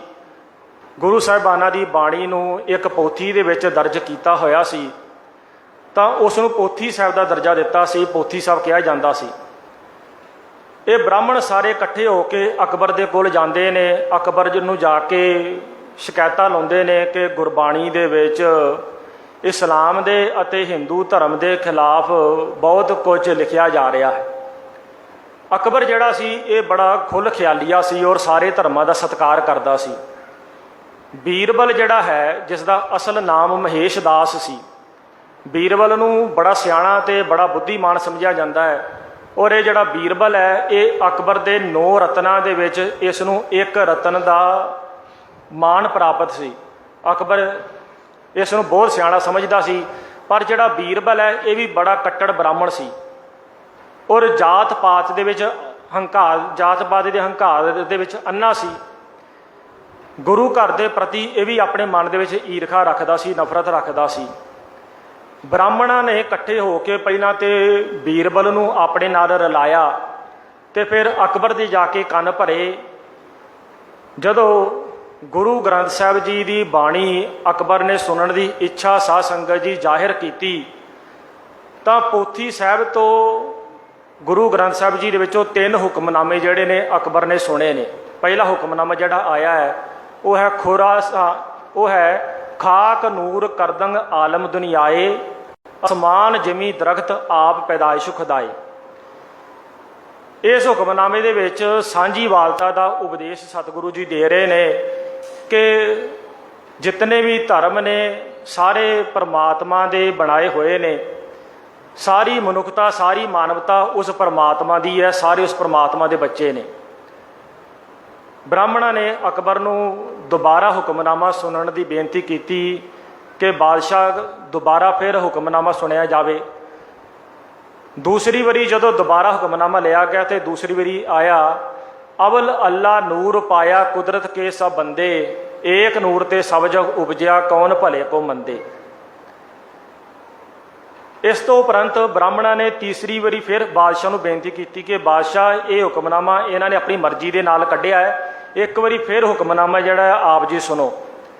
ਜਦੋਂ ਤੀਸਰੀ ਵਾਰੀ ਹੁਕਮਨਾਮਾ ਕੱਢਿਆ ਗਿਆ ਤੇ ਤੀਸਰੀ ਵਾਰੀ ਹੁਕਮਨਾਮਾ ਆਇਆ ਕਿ ਕੋਈ ਬੋਲੇ ਰਾਮ ਰਾਮ, ਕੋਈ ਬੋਲੇ ਖੁਦਾਏ, ਕੋਈ ਸੇਵੇ ਗੁਸਈਆਂ ਕੋਈ ਅਲਾਏ, ਕਾਰਨ ਕਰਨ ਕਰੀਮ ਕਿਰਪਾ ਧਾਰ ਰਹੀਮ। ਤਿੰਨੇ ਹੁਕਮਨਾਮਿਆਂ ਦੇ ਵਿੱਚ ਸਰਬ ਸਾਂਝੀਵਾਲਤਾ ਦਾ ਸਤਿਗੁਰੂ ਜੀ ਉਪਦੇਸ਼ ਦਿੰਦੇ ਨੇ।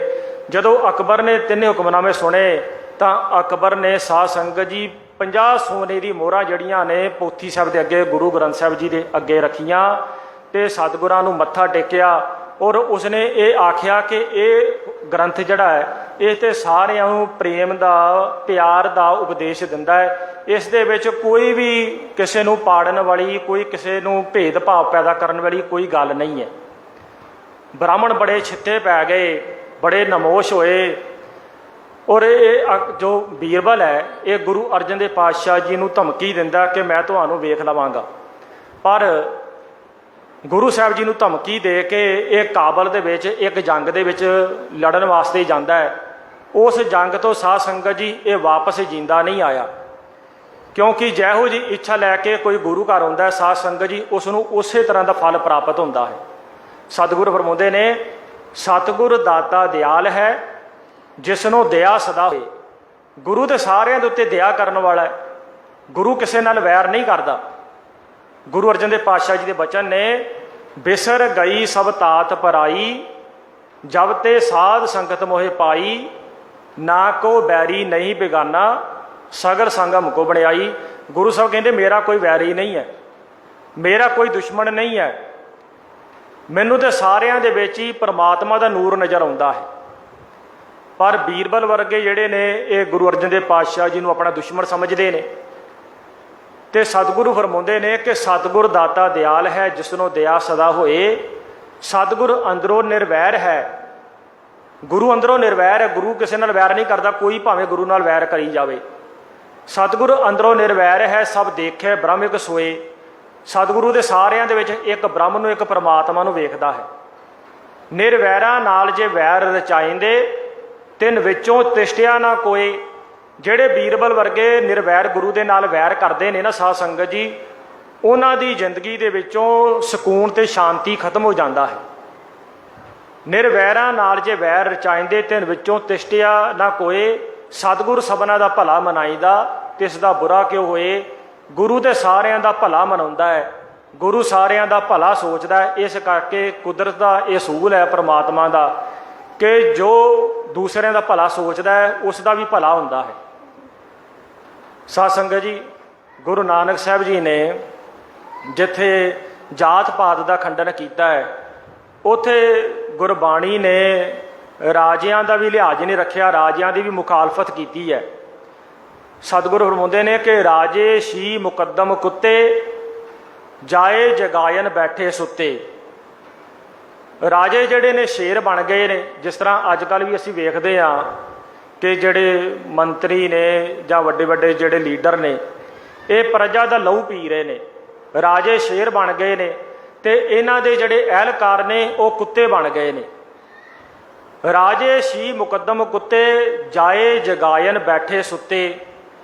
ये जिहड़े मुकद्दम ने, जिहड़े कुत्ते ने, ये प्रजा नूं जाके जगा देंदे ने, प्रजा नूं भाव तंग करते हैं, उन्होंने चैन नाल सौण भी नहीं देंदे, उन्होंने चैन नाल जिंदगी भी बतीत नहीं करन देंदे। जाए जगायन बैठे सुत्ते, चाकर नैंदा पायन घाओ। ये जिहड़े चाकर ने, भाव जिहड़े अहलकार कुत्ते ने, सतगुरु फरमाउंदे ने ये राजियां दियां नौंदरां ने ते राजे अपनियां नौंदरां दे नाल लोकां दा लहू पींदे ने। चाकर नैंदा पायन घाओ, रत पित कुत्तियों चट जाओ। जिहड़ी जो उच्ची जो वड्डी कमाई है वो तो राजे खा जाते हैं, तो जिहड़े अहलकार जिहड़े कुत्ते ने, जिहड़ियां नौंदरां ने राजियां दियां, ये लोकां दा लहू, लोकां दी मिज भी, हड्डियां, सब कुछ जिहड़े ने चटपट खा जाते हैं, ये कुछ भी नहीं छड्डदे। भाव गुरु साहब जी ने राजियां दी भी मुखालफत की है। जेकर बाबर साध संगत जी हिंदुस्तान दे विच आया है तो सतगुरां ने उसनूं भी जालम कह दिता है। खुरासान खसमाना किया, हिंदुस्तान डराया, आपे दोष न देई करता है, जमकर मुगल चढ़ाया। फिर गुरु नानक साहब जी फरमाउंदे ने कि पाप की जंज लै काबलो धाया, जोरी मंगे दान वे लालो। शर्म धर्म दो छप खलोए, कूड़ फिरे प्रधान वे लालो। भाव के पाप की जंज लैके बाबर जिहड़ा है वो काबल तो चढ़िया है हिंदुस्तान की हकूमत रूपी कन्या नूं विआउण वास्ते। सतगुरां ने बाबर नूं भी पापी कह दिता, उसनूं जालम कह दिता। गुरु साहब जी ने समाज दे विच कोई भी कमी जिहड़ी सी जां कोई भी घाट सी, सतगुरां ने उसनूं उजागर किया है ते उसका खंडन किया है, उसकी मुखालफत की है। इस करके साध संगत जी ये कुछ कारण सन जिन्हां करके गुरु अर्जन देव पातशाह जी नूं शहीद होना पिया। क्योंकि एक पासे ब्राह्मण जिहड़ा है वो गुरु घर के खिलाफ हो गया, क्योंकि झूठे नूं सच चंगा नहीं लगता, झूठे नूं जिहड़ा सच है वो जहर वांगू लगता है। जिस वेले श्री हरमंदर साहब की बिल्डिंग बन के तैयार हो गई, उस समय ब्राह्मण इकट्ठे होके गुरु अर्जन देव पातशाह जी के कोल आए, तो ब्राह्मणों ने गुरु अर्जन देव पातशाह जी को बेनती की कि सतगुरु जी, कोई भी कारज जदों संपूर्ण होंदा है तो सब तो पहला ब्राह्मण नूं वखरा एक पंगत दे विच बिठा के उसनूं लंगर छकाया जाता है, उसनूं दान दक्षिणा दी जाती है, उसनूं मान सम्मान दिता जाता है। पर गुरु अर्जन देव पातशाह जी आखण लगे कि हुण वो समा गया, हुण वेलड़ पंडित वेलड़ ब्राह्मण जिहड़े ने, जिहड़े खा पी के ते लोकां दे विच वंडियां पा के ते पूजा दा धान खा के जिन्हां ने अपने ढिड वधाए ने, उन्हां नूं हुण उन्हां नूं मान सम्मान नहीं दिता जावेगा, उन्हां नूं पहले नंबर ते नहीं रखिया जावेगा। हुण ते गुरु घर दे सेवादार भावें कोई गरीब है, किसी भी जात दा है, जे जिसने अपना तन मन धन गुरु के चरणों में अर्पण किया होया है, जो नितनेम करने वाला है सेवा भावना दे विच जिहड़ा अपने मन नूं रंगदा है उस नूं सब तो पहला दर्जा दिता जाएगा। तो साध संगत जी भाई बन्नों जिहड़े ने इन्हां ने गुरु घर दे विच बहुत सेवा की। गुरु अर्जन देव पातशाह जी ने भाई बन्नों नूं सत्कार दिंदियां फरमाया कि हमरा पुरोहित भाई बन्नों, भाव के साडा पंडित ते भाई बन्नों है। हमरा पुरोहित भाई बन्नों सब सिख संगत तुम सत कर मनो। हे भाई भाई बन्नों नूं असीं सत्कार देना है, भावें गरीब है पर इसने तनो मनो गुरु घर की सेवा की है। इसने कदी सेवा दे विच कदी कोई कुताही नहीं वरती, कदी कोई भी अपने मन दे विच कोई ढैंदी कला नहीं लैके आए। इन्हां ने अपने मन नूं सेवा दे विच रंग लिया है। तो इस करके जो पंडितां नूं असीं सत्कार देना उन्हां नूं नहीं, असीं अपने सिखां नूं भाई बन्नों वर्गे सिखां नूं असीं बनदा मान सन्मान देना है। हर एक धर्म वास्ते साध संगत जी दो चीज़ां जड़ियां बड़ियां अहम होंदियां ने। एक तो उस धर्म का ग्रंथ ते दूसरा उस धर्म का मुकद्दस अस्थान। जिस तरह मुसलमान धर्म दे विच कुरान शरीफ है, उन्हां दी अहले किताब है, धार्मिक ग्रंथ है। जिस तरह हिंदू धर्म दे विच गीता है, महाभारत है, रामायण है। जिस तरह ईसाई धर्म दे विच बाइबल है। इस प्रकार गुरु अर्जन देव पातशाह जी की ये सानू बख्शिश है कि सतगुरु जी ने सानू गुरु ग्रंथ साहब जी ये अहले किताब ये धार्मिक ग्रंथ की सानू दात बख्शी है। तो दूसरा है अहले अस्थान, जिस तरह मुसलमानों के मक्का मदीना है। इस प्रकार सतगुरुआं ने सानू श्री हरमंदर साहब की दात बख्शी है। तो साध संगत जी श्री हरमंदर साहब ऐसा स्थान है संसार दे विच जिथे पौड़ियां उतर के जाना पैंदा है, भाव के अपना मन नीवा करके जाना पैंदा है। जो इस गल का प्रतीक है कि भाई गुरु घर दे विच आया पहला तैनूं अपना मन नीवा करना पवेगा, फिर ही तेरे हिरदे रूपी भांडे दे विच प्रभु का नाम रूपी दुध जड़ा है समाएगा। गुरु अर्जन देव पातशाह जी ने जदों श्री हरमंदर साहब की बिल्डिंग तैयार की तो बाबा बुढ़ा जी को सब तो पहला हैड ग्रंथी होने का मान बख्शिया। बाबा बुढ़ा जी ने हुक्म किया कि तुसी गुरु ग्रंथ साहब जी का हुक्मनामा लो। तो पहला हुक्मनामा जड़ा सूही राग दे विच आया कि संतां के कारज आप खलोया, हर कम करावण आया राम, धरत सुहावी तार सुहावा, विच अमृत जल छाया राम। गुरु ग्रंथ साहब जी के साध संगत जी आखिरी सट जी मारी गई है ना ब्राह्मणवाद के उत्ते। जिस तरह के अजकल भी बड़ा कई बार रौला पैंदा है कि हिंदू धर्म सिख धर्म नूं हिंदू धर्म ही दसी जाता है, भावें कि कोई धर्म माड़ा नहीं, हिंदू धर्म भी चंगा है, मुसलमान धर्म भी चंगा है, पर हर एक धर्म की एक अपनी वक्री पहचान है। पर हिंदू धर्म के विच भी कई ऐसे अनसर ने जिहड़े अज सानू सिख धर्म नूं केसाधारी हिंदू कहिंदे ने, सानू अपने धर्म दे विच मिलाउणा चाहुंदे ने। पर गुरु ग्रंथ साहब जी दे विच सतगुरु जी फरमाउंदे ने कि पंडित मुला जो लिख दिया, छाड़ चले हम कछू ना लिया। भाव के पंडित ते मुला ने जो लिखिया होया ना अपने ग्रंथां दे विच, गीता महाभारत रामायण दे विच जां कुरान शरीफ दे विच, सानू उस दे नाल कोई मतलब नहीं है। साडा अपना ग्रंथ है, साडा अपना गुरु ग्रंथ साहब जी ग्रंथ है, जो साडा धार्मिक ग्रंथ है, साडा गुरु है। उन्हां ग्रंथां दा भी सत्कार है, पर मत्था सी केवल गुरु ग्रंथ साहब जी नूं टेकना है। पंडित मुला जोत लिख दिया, छाड़ चले हम कछू ना लिया। फिर सतगुरु जी फरमाउंदे ने ना हम हिंदू ना मुसलमान, अल्लाह राम के पिंड प्राण, के ना तो असी हिंदू हाँ तो ना असी मुसलमान हाँ। फिर सतगुरु जी फरमाउंदे ने कि पंडित शास्त्र सिमरत पढ़िया, जोगी गोरख गोरख करिया, मैं मूर्ख हर हर जप पढ़िया। सतगुरु फरमाउंदे ने कि पंडित जिहड़े ने ये शास्त्र ते सिमरतियां पढ़ते हैं, जोगी जिहड़े ने ये गोरख गोरख का नाम जपते हैं। पर गुरु अर्जन देव पातशाह जी कहते हैं कि ना तो मैं गोरख का नाम जपदा हाँ, ना मैं शास्त्र ते सिमरतियां पढ़दा हाँ, मैं मूर्ख हर हर जप पढ़िया, मैं तो हरी हरी का नाम जपदा हाँ, भाव के वाहिगुरू वाहिगुरू करदा हाँ। भगत कबीर साहब जी फरमाउंदे ने कि ब्राह्मण गुरु है जगत का, भगतन का गुर नाहे। भगत साहब कहते हैं कि ब्राह्मण जड़ा है भावें जगत का गुरु होवेगा, पर यह साडा गुरु नहीं है, भगतां दा गुरु नहीं है। सो पंडित जो मन प्रबुद्ध है, राम नाम आत्म है सुध है। सुखमनी साहब दे विच गुरु अर्जन देव पातशाह जी फरमाउंदे ने कि ਉਹ ਪੰਡਤ ਚੰਗਾ ਹੈ ਜਿਹੜਾ ਪਰਮਾਤਮਾ ਦੀ ਖੋਜ ਕਰਦਾ ਹੈ, ਜਿਹੜਾ ਪਰਮਾਤਮਾ ਦਾ ਨਾਮ ਜਪਦਾ ਹੈ। ਸੋ ਪੰਡਤ ਜੋ ਮਨ ਪਰਬੋਧੈ, ਰਾਮ ਨਾਮ ਆਤਮੈ ਸੋਧੈ, ਜਿਹੜਾ ਆਪਣੇ ਹਿਰਦੇ ਦੇ ਵਿੱਚੋਂ ਪਰਮਾਤਮਾ ਦੇ ਨਾਮ ਨੂੰ ਲੱਭਦਾ ਹੈ, ਉਹ ਪੰਡਤ ਗੁਰਬਾਣੀ ਅਨੁਸਾਰ ਮਹਾਨ ਹੈ। ਗੁਰੂ ਸਾਹਿਬ ਜੀ ਨੇ ਗੁਰੂ ਗ੍ਰੰਥ ਸਾਹਿਬ ਜੀ ਦੇ ਵਿੱਚ ਸਾਧ ਸੰਗਤ ਜੀ ਆਪਣੇ ਆਪ ਨੂੰ ਵੱਖਰਾ ਦੱਸਿਆ ਹੈ। ਸਿੱਖ ਧਰਮ ਜਿਹੜਾ ਹੈ ਇਹ ਮੁਸਲਮਾਨ ਇਸਲਾਮ ਵਾਂਗੂ, ਈਸਾਈ ਧਰਮ ਵਾਂਗੂ, ਹਿੰਦੂ ਧਰਮ ਵਾਂਗੂ ਵੱਖਰਾ ਹੈ।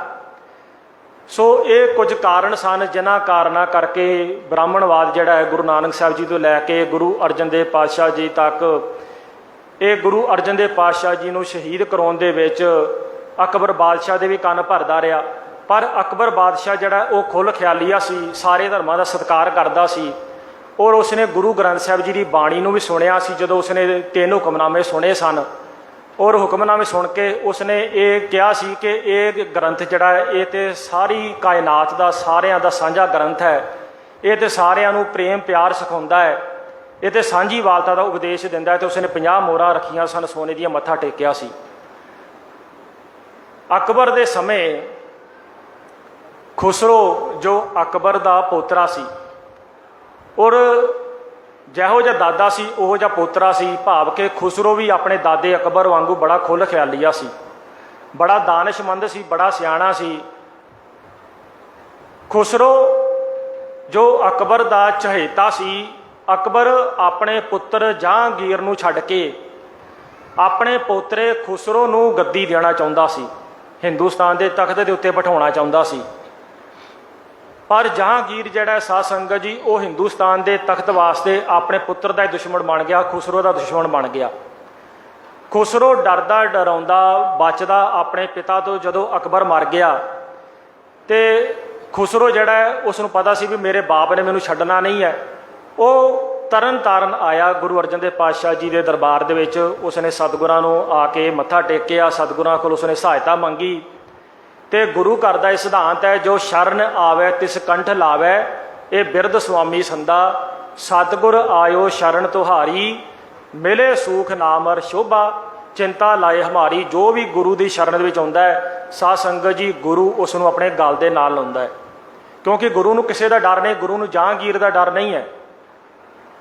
ਗੁਰੂ ਅਰਜਨ ਦੇਵ ਪਾਤਸ਼ਾਹ ਜੀ ਦੇ ਅਸੀਂ ਬਚਨ ਪੜ੍ਹਦੇ ਹਾਂ, ਸੁਖਮਨੀ ਸਾਹਿਬ ਦੇ ਵਿੱਚ ਸਤਿਗੁਰੂ ਜੀ ਫਰਮਾਉਂਦੇ ਨੇ, ਨਿਰਭਉ ਜਪੈ ਸਗਲ ਭਉ ਮਿਟੈ, ਭਾਵ ਜਿਹੜੇ ਉਸ ਨਿਰਭਉ ਪਰਮਾਤਮਾ ਦੀ ਭਗਤੀ ਕਰਦੇ ਨੇ ਉਹਨਾਂ ਦੇ ਅੰਦਰੋਂ ਮੌਤ ਦਾ ਡਰ ਵੀ ਖਤਮ ਹੋ ਜਾਂਦਾ ਹੈ।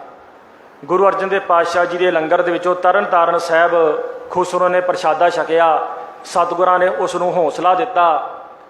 ਖੁਸਰੋ ਸਤਿਗੁਰਾਂ ਦਾ ਆਸ਼ੀਰਵਾਦ ਲੈ ਕੇ ਫਿਰ ਅੱਗੇ ਚਲਾ ਗਿਆ। ਜਹਾਂਗੀਰ ਦੇ ਪਹਿਲਾਂ ਹੀ ਕੰਨ ਭਰੇ ਜਾ ਰਹੇ ਸਨ, ਬ੍ਰਾਹਮਣਾਂ ਵੱਲੋਂ ਵੀ, ਚੰਦੂ ਵੱਲੋਂ ਵੀ। ਚੰਦੂ ਦੀ ਲੜਕੀ ਦਾ ਸਾਧ ਸੰਗਤ ਜੀ ਰਿਸ਼ਤਾ ਗੁਰੂ ਅਰਜਨ ਦੇਵ ਪਾਤਸ਼ਾਹ ਜੀ ਨੇ ਮੋੜ ਦਿੱਤਾ ਸੀ। ਚੰਦੂ ਦਾ ਇੱਕ ਨੌਕਰ, ਚੰਦੂ ਜਿਹੜਾ ਹੈ ਇਹ ਮੁਗਲ ਦਰਬਾਰ ਦੇ ਵਿੱਚ ਕੋਈ ਬਹੁਤ ਵੱਡੇ ਅਹੁਦੇ ਤੇ ਨਹੀਂ ਸੀ, ਇੱਕ ਛੋਟੇ ਜਿਹੇ ਅਹੁਦੇ ਤੇ ਸੀ ਚੰਦੂ। ਤੇ ਚੰਦੂ ਨੇ ਆਪਣੀ ਲੜਕੀ ਦਾ ਰਿਸ਼ਤਾ ਕਰਨ ਵਾਸਤੇ ਆਪਣੇ ਨੌਕਰ ਨੂੰ ਜਦੋਂ ਭੇਜਿਆ, ਤੇ ਉਸ ਦਾ ਨੌਕਰ ਗੁਰੂ ਅਰਜਨ ਦੇਵ ਪਾਤਸ਼ਾਹ ਜੀ ਦੇ ਘਰੇ ਆਇਆ, ਤਾਂ ਗੁਰੂ ਹਰਗੋਬਿੰਦ ਸਾਹਿਬ ਪਾਤਸ਼ਾਹ ਜੀ ਬਹੁਤ ਸੁੰਦਰ ਜਵਾਨੀ ਦੇ ਵਿੱਚ ਸਨ, ਬਹੁਤ ਤਗੜਾ ਸਤਿਗੁਰੂ ਹਰਗੋਬਿੰਦ ਸਾਹਿਬ ਜੀ ਦਾ ਸਰੀਰ ਸੀ। ਇਤਿਹਾਸ ਦੇ ਵਿੱਚ ਪੜ੍ਹਨ ਨੂੰ ਮਿਲਦਾ ਹੈ ਕਿ ਗੁਰੂ ਹਰਗੋਬਿੰਦ ਸਾਹਿਬ ਪਾਤਸ਼ਾਹ ਜੀ ਦਾ ਸਰੀਰ ਇਤਨਾ ਸੁੰਦਰ ਤੇ ਸਡੋਲ ਸੀ ਕਿ ਥੋੜ੍ਹੀ ਦੂਰ ਜਾ ਕੇ ਘੋੜੇ ਨੂੰ ਬਦਲਣਾ ਪੈਂਦਾ ਸੀ। ਘੋੜਾ ਜਿਹੜਾ ਗੁਰੂ ਹਰਗੋਬਿੰਦ ਸਾਹਿਬ ਪਾਤਸ਼ਾਹ ਜੀ ਦੇ ਸਰੀਰ ਦਾ ਭਾਰ ਨਹੀਂ ਸੀ ਬਹੁਤਾ ਚਿਰ ਝੱਲਦਾ, ਕਿਉਂਕਿ ਸਤਿਗੁਰੂ ਜੀ ਜਿੱਥੇ ਸੂਰਬੀਰ ਯੋਧੇ ਸਨ, ਸਰੀਰ ਵੱਲੋਂ ਵੀ ਸਤਿਗੁਰੂ ਜੀ ਬਹੁਤ ਬਲੀ ਸਨ। 6ਵੇਂ ਪਾਤਸ਼ਾਹ ਗੁਰੂ ਹਰਗੋਬਿੰਦ ਸਾਹਿਬ ਜੀ ਮਹਾਰਾਜ, ਗੁਰੂ ਹਰਗੋਬਿੰਦ ਸਾਹਿਬ ਪਾਤਸ਼ਾਹ ਜੀ ਦੇ ਦਰਸ਼ਨ ਕਰਕੇ ਚੰਦੂ ਦਾ ਨੌਕਰ ਜਿਹੜਾ ਹੈ ਗੁਰੂ ਹਰਗੋਬਿੰਦ ਸਾਹਿਬ ਪਾਤਸ਼ਾਹ ਜੀ ਦੀ ਜਵਾਨੀ ਨੂੰ ਵੇਖ ਕੇ ਮੋਹਿਤ ਹੋ ਗਿਆ, ਤੇ ਉਸਨੇ ਗੁਰੂ ਹਰਗੋਬਿੰਦ ਸਾਹਿਬ ਜੀ ਦੇ ਨਾਲ ਚੰਦੂ ਦੀ ਲੜਕੀ ਦਾ ਰਿਸ਼ਤਾ ਜਿਹੜਾ ਤੈਅ ਕਰ ਦਿੱਤਾ ਸੀ। ਪਰ ਜਦੋਂ ਚੰਦੂ ਨੂੰ ਜਾ ਕੇ ਉਸਨੇ ਖੁਸ਼ੀ-ਖੁਸ਼ੀ ਖਬਰ ਦਿੱਤੀ ਕਿ ਮੈਂ ਤੁਹਾਡੀ ਲੜਕੀ ਦਾ ਰਿਸ਼ਤਾ ਗੁਰੂ ਅਰਜਨ ਦੇਵ ਜੀ ਦੇ ਸਾਹਿਬਜ਼ਾਦੇ ਹਰਗੋਬਿੰਦ ਸਾਹਿਬ ਜੀ ਦੇ ਨਾਲ ਕਰ ਆਇਆ, ਤਾਂ ਸਾਧ ਸੰਗਤ ਜੀ ਅੰਦਰੋਂ ਤੇ ਚੰਦੂ ਬੜਾ ਖੁਸ਼ ਹੋਇਆ ਕਿ ਗੁਰੂ ਘਰ ਦੇ ਨਾਲ ਮੇਰਾ ਰਿਸ਼ਤਾ ਬਣ ਆਇਆ ਹੈ। ਪਰ ਉੱਤੋਂ ਉਹ ਬੜਾ ਹੰਕਾਰੀ ਸੀ। ਉਸਨੇ ਚੰਦੂ ਨੂੰ ਕਿਹਾ, ਉਸਨੇ ਆਪਣੇ ਨੌਕਰ ਨੂੰ ਕਿਹਾ ਕਿ ਤੂੰ ਤੇ ਚਬਾਰੇ ਦੀ ਇੱਟ ਜਿਹੜੀ ਆ ਮੋਹਰੀ ਨੂੰ ਲਾ ਆਇਆ ਹੈ। ਜਦੋਂ ਸੰਗਤ ਨੂੰ ਪਤਾ ਲੱਗਾ ਕਿ ਚੰਦੂ ਨੇ ਇਹ ਬੋਲੀ ਮਾਰੀ ਹੈ ਕਿ ਚਬਾਰੇ ਦੀ ਇੱਟ ਮੋਹਰੀ ਨੂੰ ਲਾ ਆਇਆ ਹੈ, ਭਾਵ ਕਿ ਗੁਰੂ ਘਰ ਕੀ ਮੋਹਰੀ ਹੈ, ਤਾਂ ਸਤਿਗੁਰਾਂ ਦਾ ਸਿਧਾਂਤ ਹੈ ਕਿ ਹਉਮੈ ਨਾਵੇ ਨਾਲ ਵਿਰੋਧ ਹੈ, ਦੋਏ ਨਾ ਵਸੈ ਗਠਾਏ। ਗੁਰੂ ਘਰ ਸਾਧ ਸੰਗਤ ਜੀ, ਗੁਰੂ ਘਰ ਦੇ ਵਿੱਚ ਹੰਕਾਰ ਦੀ ਕੋਈ ਥਾਂ ਨਹੀਂ ਹੈ। ਸੰਗਤ ਦਾ ਹੁਕਮ ਗੁਰੂ ਅਰਜਨ ਦੇਵ ਪਾਤਸ਼ਾਹ ਜੀ ਮੋੜ ਨਹੀਂ ਸਕੇ। ਸੰਗਤ ਨੇ ਗੁਰੂ ਅਰਜਨ ਦੇਵ ਪਾਤਸ਼ਾਹ ਜੀ ਨੂੰ ਬੇਨਤੀ ਕੀਤੀ, ਸਤਿਗੁਰੂ ਜੀ ਸਾਹਿਬਜ਼ਾਦੇ ਦਾ ਵਿਆਹ ਚੰਦੂ ਦੇ ਘਰੇ ਅਸੀਂ ਨਹੀਂ ਕਰਨਾ। ਗੁਰੂ ਅਰਜਨ ਦੇਵ ਪਾਤਸ਼ਾਹ ਜੀ ਨੇ ਮਨਾ ਕਰ ਦਿੱਤਾ। ਚੰਦੂ ਜਹਾਂਗੀਰ ਦੇ ਕੰਨ ਭਰਦਾ ਹੈ। ਗੁਰੂ ਅਰਜਨ ਦੇਵ ਪਾਤਸ਼ਾਹ ਜੀ ਦਾ ਆਪਣਾ ਵੱਡਾ ਭਰਾ ਪ੍ਰਿਥੀ ਚੰਦ ਜਿਹੜਾ ਹੈ ਉਹ ਵੀ ਜਹਾਂਗੀਰ ਦੇ ਕੰਨ ਭਰਦਾ ਹੈ। ਸ਼ੇਖ ਅਹਿਮਦ ਸਰਹੰਦੀ ਜਿਹੜਾ ਹੈ ਇਹ ਜਹਾਂਗੀਰ ਦਾ ਇਹ ਗੁਰੂ ਸੀ ਔਰ ਮੁਸਲਮਾਨਾਂ ਦੇ ਵਿੱਚ ਸ਼ੇਖ ਅਹਿਮਦ ਸਰਹੰਦੀ ਦਾ ਬਹੁਤ ਰੁਤਬਾ ਸੀ, ਬਹੁਤ ਮਾਣ ਸਤਿਕਾਰ ਸੀ। ਸ਼ੇਖ ਅਹਿਮਦ ਸਰਹੰਦੀ ਜਿਹੜਾ ਹੈ ਫਤਿਹਗੜ੍ਹ ਸਾਹਿਬ ਦੇ ਲਾਗੇ ਅੱਜ ਵੀ ਉਸ ਦੀ ਕਬਰ ਹੈ ਔਰ ਸ਼ੇਖ ਅਹਿਮਦ ਸਰਹੰਦੀ ਦਾ ਵੀ ਸਭ ਤੋਂ ਜ਼ਿਆਦਾ ਵੱਡਾ ਹੱਥ ਮੰਨਿਆ ਜਾਂਦਾ ਹੈ ਮੁਸਲਮਾਨਾਂ ਦੇ ਵਿੱਚ ਜਹਾਂਗੀਰ ਨੂੰ ਗੁਰੂ ਘਰ ਦੇ ਖਿਲਾਫ ਭੜਕਾਉਣ ਦੇ ਵਿੱਚ। ਭਾਵੇਂ ਕਿ ਜਹਾਂਗੀਰ ਜਿਹੜਾ ਹੈ ਉਹ ਵੀ ਆਪਣੇ ਮਨ ਦੇ ਵਿੱਚ ਗੁਰੂ ਅਰਜਨ ਦੇਵ ਪਾਤਸ਼ਾਹ ਜੀ ਦੇ ਪ੍ਰਤੀ ਨਫ਼ਰਤ ਰੱਖਦਾ ਸੀ, ਜ਼ਹਿਰ ਰੱਖਦਾ ਸੀ। ਜਹਾਂਗੀਰ ਨੇ ਆਪਣੀ ਜੀਵਨੀ ਲਿਖੀ ਹੈ ਬਾਇਓਗ੍ਰਾਫੀ, ਜਿਸ ਦਾ ਨਾਮ ਹੈ ਤੋਜ ਕੇ ਜਹਾਂਗੀਰੀ। ਤੋਜ ਕੇ ਜਹਾਂਗੀਰੀ ਦੇ ਵਿੱਚ ਜਹਾਂਗੀਰ ਨੇ ਗੁਰੂ ਘਰ ਨੂੰ ਝੂਠ ਦੀ ਦੁਕਾਨ ਦੱਸਿਆ।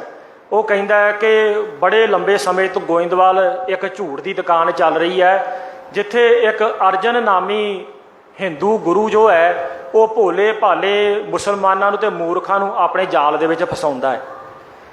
ਆਪ ਤੇ ਉਹ ਝੂਠ ਦੀ ਦੁਕਾਨ ਤੇ ਬੈਠਾ ਤੇ ਗੁਰੂ ਘਰ ਨੂੰ ਝੂਠ ਦੀ ਦੁਕਾਨ ਦੱਸ ਰਿਹਾ ਜੋ ਕਿ ਸੱਚ ਦੀ ਦੁਕਾਨ ਹੈ। ਇਸ ਪ੍ਰਕਾਰ ਸਾਧ ਸੰਗਤ ਜੀ ਪ੍ਰਿਥੀ ਚੰਦ, ਚੰਦੂ ਔਰ ਸ਼ੇਖ ਅਹਿਮਦ ਸਰਹੰਦੀ ਇਹਨਾਂ ਸਾਰਿਆਂ ਨੇ ਰਲ ਕੇ ਬ੍ਰਾਹਮਣਾਂ ਨੇ ਜਹਾਂਗੀਰ ਦੇ ਕੰਨ ਭਰੇ। ਖੁਸਰੋ ਦੀ ਬਗਾਵਤ ਦੇ ਨਾਲ ਜਦੋਂ ਖੁਸਰੋ ਬਗਾਵਤ ਕਰਕੇ ਆਪਣੇ ਪਿਤਾ ਤੋਂ ਬਚਦਾ ਬਚਾਉਂਦਾ ਜਦੋਂ ਤਰਨ ਤਾਰਨ ਆਇਆ, ਗੁਰੂ ਘਰ ਤੋਂ ਉਸਨੇ ਲੰਗਰ ਛਕਿਆ। ਜਹਾਂਗੀਰ ਨੂੰ ਮੌਕਾ ਮਿਲ ਗਿਆ ਗੁਰੂ ਅਰਜਨ ਦੇਵ ਪਾਤਸ਼ਾਹ ਜੀ ਨੂੰ ਫੜਨ ਦਾ, ਗ੍ਰਿਫਤਾਰ ਕਰਨ ਦਾ, ਸ਼ਹੀਦ ਕਰਨ ਦਾ। ਜਹਾਂਗੀਰ ਨੇ ਗੁਰੂ ਅਰਜਨ ਦੇਵ ਪਾਤਸ਼ਾਹ ਜੀ ਨੂੰ ਗ੍ਰਿਫਤਾਰ ਕਰਨ ਦਾ ਹੁਕਮ ਦੇ ਦਿੱਤਾ।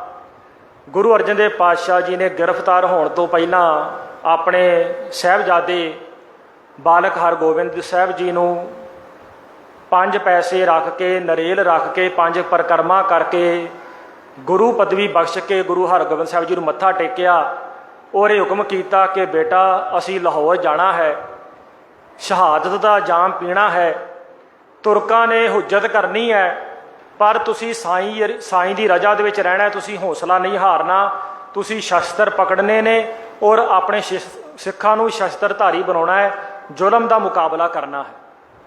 ਇਹ ਹੁਕਮ ਕਰਕੇ ਗੁਰੂ ਅਰਜਨ ਦੇਵ ਜੀ ਮਹਾਰਾਜ ਸਾਧ ਸੰਗਤ ਜੀ ਅੰਮ੍ਰਿਤਸਰ ਦੀ ਧਰਤੀ ਤੋਂ ਗ੍ਰਿਫਤਾਰ ਕੀਤੇ ਜਾਂਦੇ ਨੇ। ਸਤਿਗੁਰਾਂ ਦੇ ਨਾਲ ਭਾਈ ਬਿਧੀ ਚੰਦ, ਭਾਈ ਜੇਠਾ, ਭਾਈ ਪਿਰਾਗਾ, ਭਾਈ ਨੰਗਾ 5 ਸਿੱਖ ਨੇ। ਇਹ 5 ਸਿੱਖ ਵੀ ਗੁਰੂ ਅਰਜਨ ਦੇਵ ਪਾਤਸ਼ਾਹ ਜੀ ਦੇ ਨਾਲ ਜਾਂਦੇ ਨੇ ਲਾਹੌਰ ਦੀ ਧਰਤੀ ਤੇ। ਹੁਣ ਲਾਹੌਰ ਪਹੁੰਚ ਕੇ ਜਹਾਂਗੀਰ ਆਪ ਤੇ ਕਸ਼ਮੀਰ ਚਲਾ ਜਾਂਦਾ ਹੈ। ਗੁਰੂ ਅਰਜਨ ਦੇਵ ਪਾਤਸ਼ਾਹ ਜੀ ਨੂੰ ਸ਼ਹੀਦ ਕਰਨ ਦਾ ਹੁਕਮ ਦੇ ਕੇ ਆਪ ਉਹ ਕਸ਼ਮੀਰ ਚਲਾ ਜਾਂਦਾ ਹੈ। ਗੁਰੂ ਅਰਜਨ ਦੇਵ ਪਾਤਸ਼ਾਹ ਜੀ ਨੂੰ ਯਾਸਾ ਕਾਨੂੰਨ ਅਨੁਸਾਰ ਸ਼ਹੀਦ ਕਰਨ ਦਾ ਹੁਕਮ ਦਿੱਤਾ ਜਾਂਦਾ ਹੈ। ਯਾਸਾ ਕਾਨੂੰਨ, ਇਹ ਜਿਹੜਾ ਯਾਸਾ ਕਾਨੂੰਨ ਹੈ ਸਾਧ ਸੰਗਤ ਜੀ, ਇਹ ਚੰਗੇਜ਼ ਖਾਨ ਦੀ ਵਿਧਾਨ ਸਭਾ ਦੇ ਵਿੱਚ ਬਣਿਆ ਸੀ।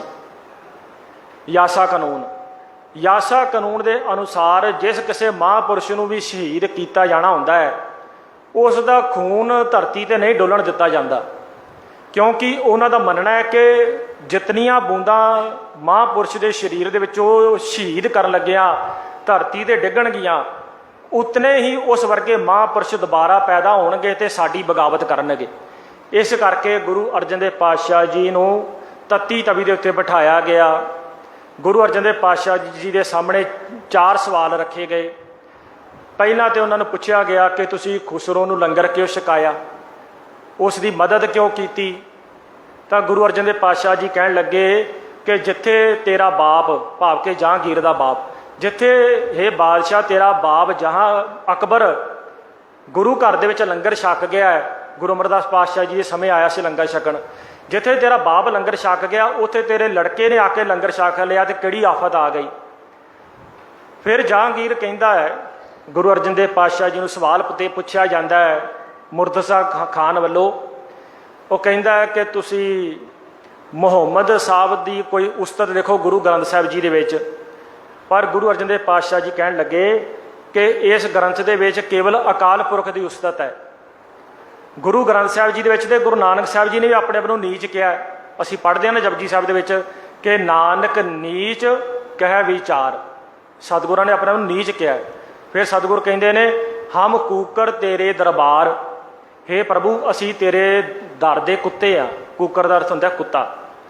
ਹਮ ਕੂਕਰ ਤੇਰੇ ਦਰਬਾਰ ਭੌਂਕੇ ਆਗੇ ਬਦਨ ਪਸਾਰ, ਹੇ ਪ੍ਰਭੂ ਅਸੀਂ ਭੌਂਕਦੇ ਰਹਿੰਦੇ ਹਾਂ, ਭਾਵ ਕੇ ਤੇਰਾ ਨਾਮ ਜਪਦੇ ਰਹਿੰਦੇ ਹਾਂ।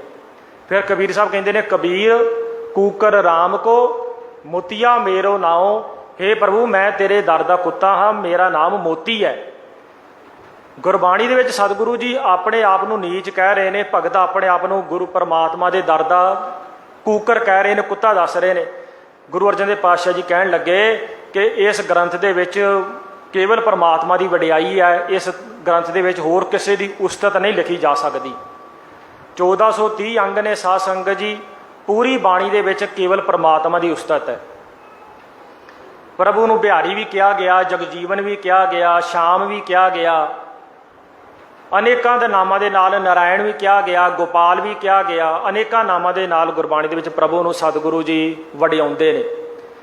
ਗੁਰੂ ਅਰਜਨ ਦੇਵ ਪਾਤਸ਼ਾਹ ਜੀ ਕਹਿਣ ਲੱਗੇ ਕਿ ਮਾਂ ਆਪਣੇ ਬੱਚੇ ਵਾਸਤੇ ਭੋਜਨ ਤਿਆਰ ਕਰਦੀ ਹੈ ਤੇ ਫਿਰ ਭੋਜਨ ਬਣਾ ਕੇ ਆਪਣੇ ਬੱਚੇ ਨੂੰ ਹੈਲਦੀ ਬਣਾਉਣ ਵਾਸਤੇ, ਤਗੜਾ ਬਣਾਉਣ ਵਾਸਤੇ, ਵੱਡਾ ਕਰਨ ਵਾਸਤੇ ਥਾਲ ਦੇ ਵਿੱਚ ਭੋਜਨ ਪਰੋਸ ਕੇ ਬੱਚੇ ਦੇ ਸਾਹਮਣੇ ਰੱਖਦੀ ਹੈ, ਪਰ ਥਾਲ ਦੇ ਵਿੱਚ ਜ਼ਹਿਰ ਨਹੀਂ ਪਾਉਂਦੀ। ਇਸੇ ਪ੍ਰਕਾਰ ਮੈਂ ਵੀ ਆਪਣੇ ਸਿੱਖਾਂ ਵਾਸਤੇ ਇਹ ਸ਼ਬਦ ਰੂਪੀ ਗੁਰਬਾਣੀ ਰੂਪੀ ਥਾਲ ਪਰੋਸ ਕੇ ਰੱਖਿਆ ਹੈ। ਮਾਨਵਤਾ ਵਾਸਤੇ, ਮਨੁੱਖਤਾ ਦੇ ਭਲੇ ਵਾਸਤੇ ਇਹ ਥਾਲ ਪਰੋਸਿਆ, ਕਿਉਂਕਿ ਗੁਰੂ ਵੀ ਸਾਧ ਸੰਗਤ ਜੀ ਸਾਡੀ ਮਾਂ ਹੈ।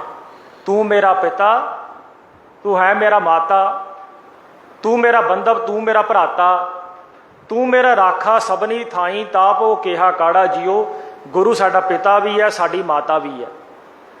ਤੇ ਅਸੀਂ ਰਹਿ ਰਾਸ ਦੇ ਵਿੱਚ ਪੜ੍ਹਦੇ ਹਾਂ ਨਾ, ਥਾਲ ਵਿੱਚ ਤਨ ਵਸਤੂ ਪਈਓ ਸਤ ਸੰਤੋਖ ਵਿਚਾਰੋ। ਗੁਰੂ ਨੇ ਸਾਡੇ ਸਾਹਮਣੇ ਇਹ ਗੁਰਬਾਣੀ ਦਾ ਥਾਲ ਰੱਖਿਆ ਹੈ। ਗੁਰੂ ਅਰਜਨ ਦੇਵ ਪਾਤਸ਼ਾਹ ਜੀ ਕਹਿਣ ਲੱਗੇ ਕਿ ਇਸ ਥਾਲ ਦੇ ਵਿੱਚ ਮੈਂ ਜ਼ਹਿਰ ਨਹੀਂ ਪਾ ਸਕਦਾ, ਇਸ ਦੇ ਵਿੱਚ ਕਿਸੇ ਦੀ ਵਡਿਆਈ ਨਹੀਂ ਕੀਤੀ ਜਾ ਸਕਦੀ, ਕੇਵਲ ਪਰਮਾਤਮਾ ਦੀ ਵਡਿਆਈ ਹੈ। ਫਿਰ ਗੁਰੂ ਅਰਜਨ ਦੇਵ ਪਾਤਸ਼ਾਹ ਜੀ ਨੂੰ ਤੀਸਰਾ ਸਵਾਲ ਕੀਤਾ ਗਿਆ ਕਿ ਤੁਸੀਂ ਚੰਦੂ ਦੀ ਲੜਕੀ ਦਾ ਰਿਸ਼ਤਾ ਕਿਉਂ ਮੋੜਿਆ। ਸਤਿਗੁਰੂ ਕਹਿਣ ਲੱਗੇ ਕਿ ਗੁਰੂ ਘਰ ਦੇ ਵਿੱਚ ਹੰਕਾਰ ਦੀ ਕੋਈ ਥਾਂ ਨਹੀਂ ਹੈ। ਜੇਕਰ ਕੋਈ ਨੀਵਾਂ ਹੋ ਕੇ ਆਉਂਦਾ ਹੈ ਤੇ ਪੰਡਤ ਗੁਰੂ ਤੇਗ ਬਹਾਦਰ ਸਾਹਿਬ ਜੀ ਦੇ ਕੋਲ ਸਾਧ ਸੰਗਤ ਜੀ ਆਏ ਸਨ, ਗੁਰੂ ਤੇਗ ਬਹਾਦਰ ਸਾਹਿਬ ਜੀ ਨੇ ਆਪਣਾ ਸੀਸ ਵੀ ਦੇ ਦਿੱਤਾ ਸੀ।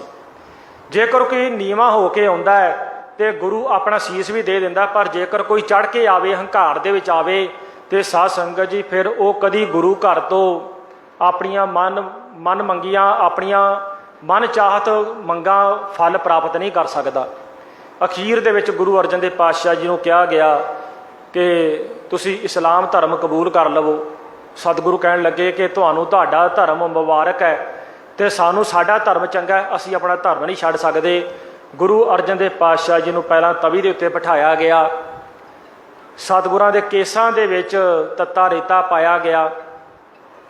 ਆ ਜਿਹੜੀਆਂ ਅਸੀਂ ਫੋਟੋਆਂ ਵੇਖਦੇ ਆ ਨਾ ਸਾਧ ਸੰਗਤ ਜੀ, ਫੋਟੋਆਂ ਦੇ ਵਿੱਚ ਗੁਰੂ ਸਾਹਿਬ ਜੀ ਦੀ ਪੱਗ ਵੱਜੀ ਹੋਈ ਹੈ ਔਰ ਪੱਗ ਦੇ ਉੱਤੇ ਰੇਤਾ ਪਾਇਆ ਜਾ ਰਿਹਾ।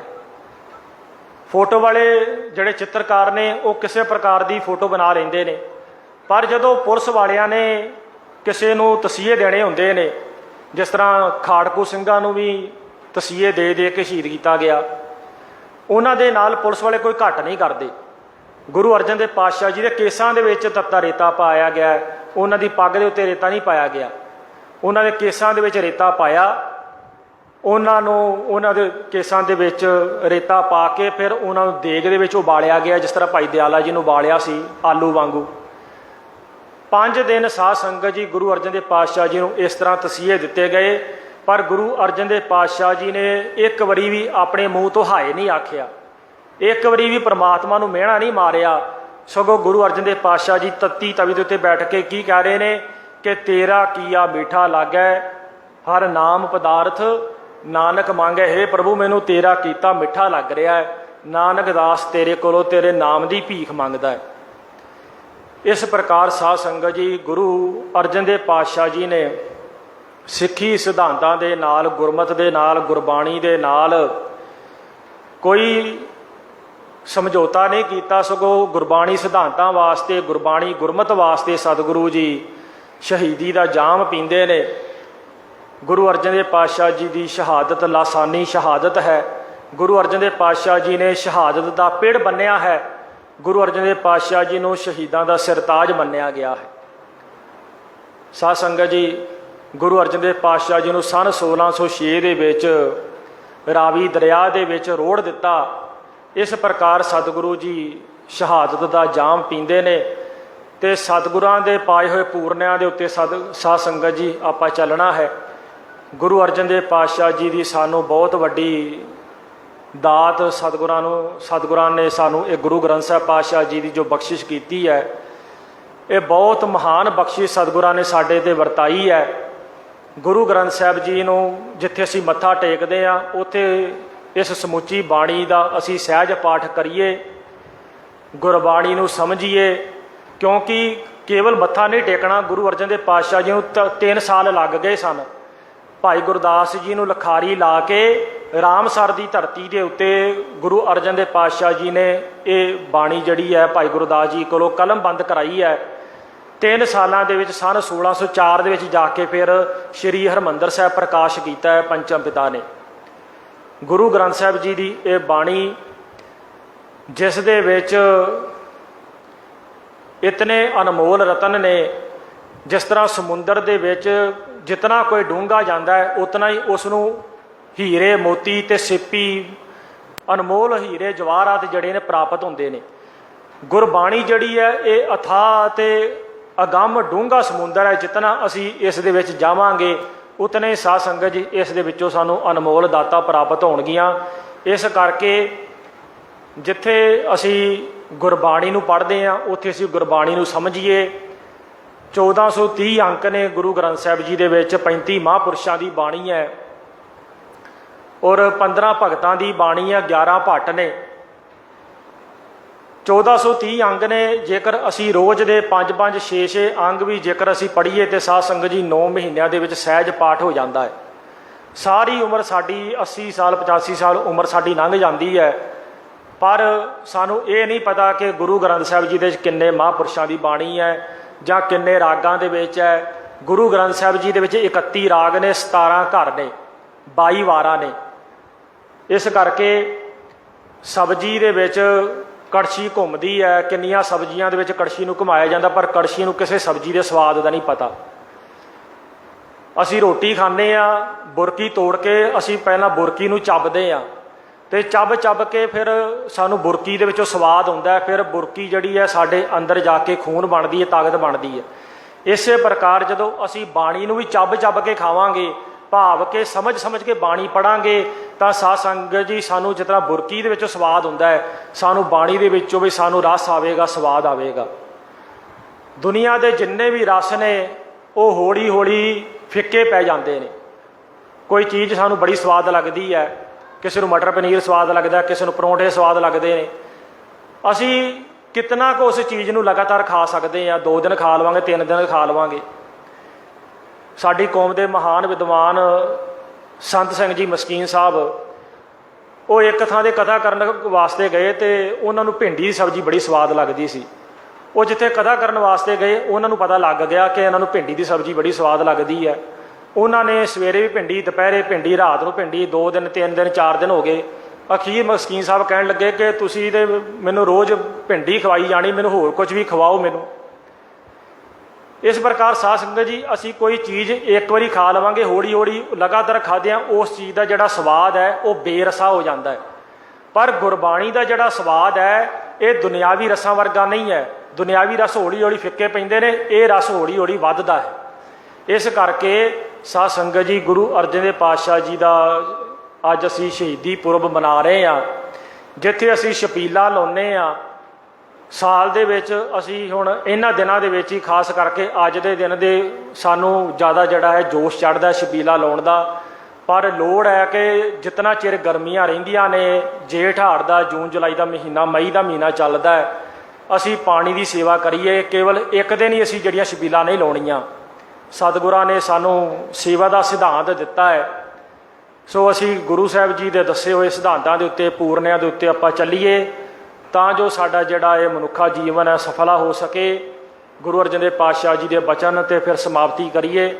ਸਤਿਗੁਰ ਫਰਮਾਉਂਦੇ ਨੇ ਕਿ ਭਾਈ ਭਈ ਪ੍ਰਾਪਤ ਮਾਨੁਖ ਦੇ ਹੋਰੀਆ, ਗੋਬਿੰਦ ਮਿਲਣ ਕੀ ਇਹ ਤੇਰੀ ਬਰੀਆ। ਇਹ ਤੇਰੀ ਵਾਰੀ ਹੈ ਗੋਬਿੰਦ ਨੂੰ ਮਿਲਣ ਦੀ, ਪਰਮਾਤਮਾ ਨੂੰ ਮਿਲਣ ਦੀ। ਇਹ ਮਨੁੱਖਾ ਦੇਈ ਤੈਨੂੰ ਪ੍ਰਾਪਤ ਹੋਈ ਹੈ, ਇਹ ਮੁੜ ਮੁੜ ਨਹੀਂ ਪ੍ਰਾਪਤ ਹੋਣੀ।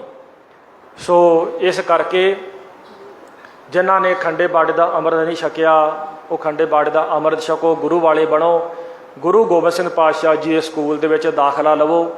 ਇਤਨੀਆਂ ਵਿਚਾਰਾਂ ਕਰਦਾ ਦਾਸ ਖਿਮਾ ਦਾ ਜਾਚਕ ਹੈ। ਸਤਿਗੁਰੂ ਸਾਨੂੰ ਸਾਰਿਆਂ ਨੂੰ ਗੁਰਬਾਣੀ, ਗੁਰਸਿੱਖੀ, ਅੰਮ੍ਰਿਤ ਵੇਲੇ ਦੀ ਦਾਤ ਬਖਸ਼ਣ ਜੀ। ਭੁੱਲਾਂ ਚੁੱਕਾਂ ਦੀ ਖਿਮਾ। ਵਾਹਿਗੁਰੂ ਜੀ ਕਾ ਖਾਲਸਾ, ਵਾਹਿਗੁਰੂ ਜੀ ਕੀ ਫਤਿਹ।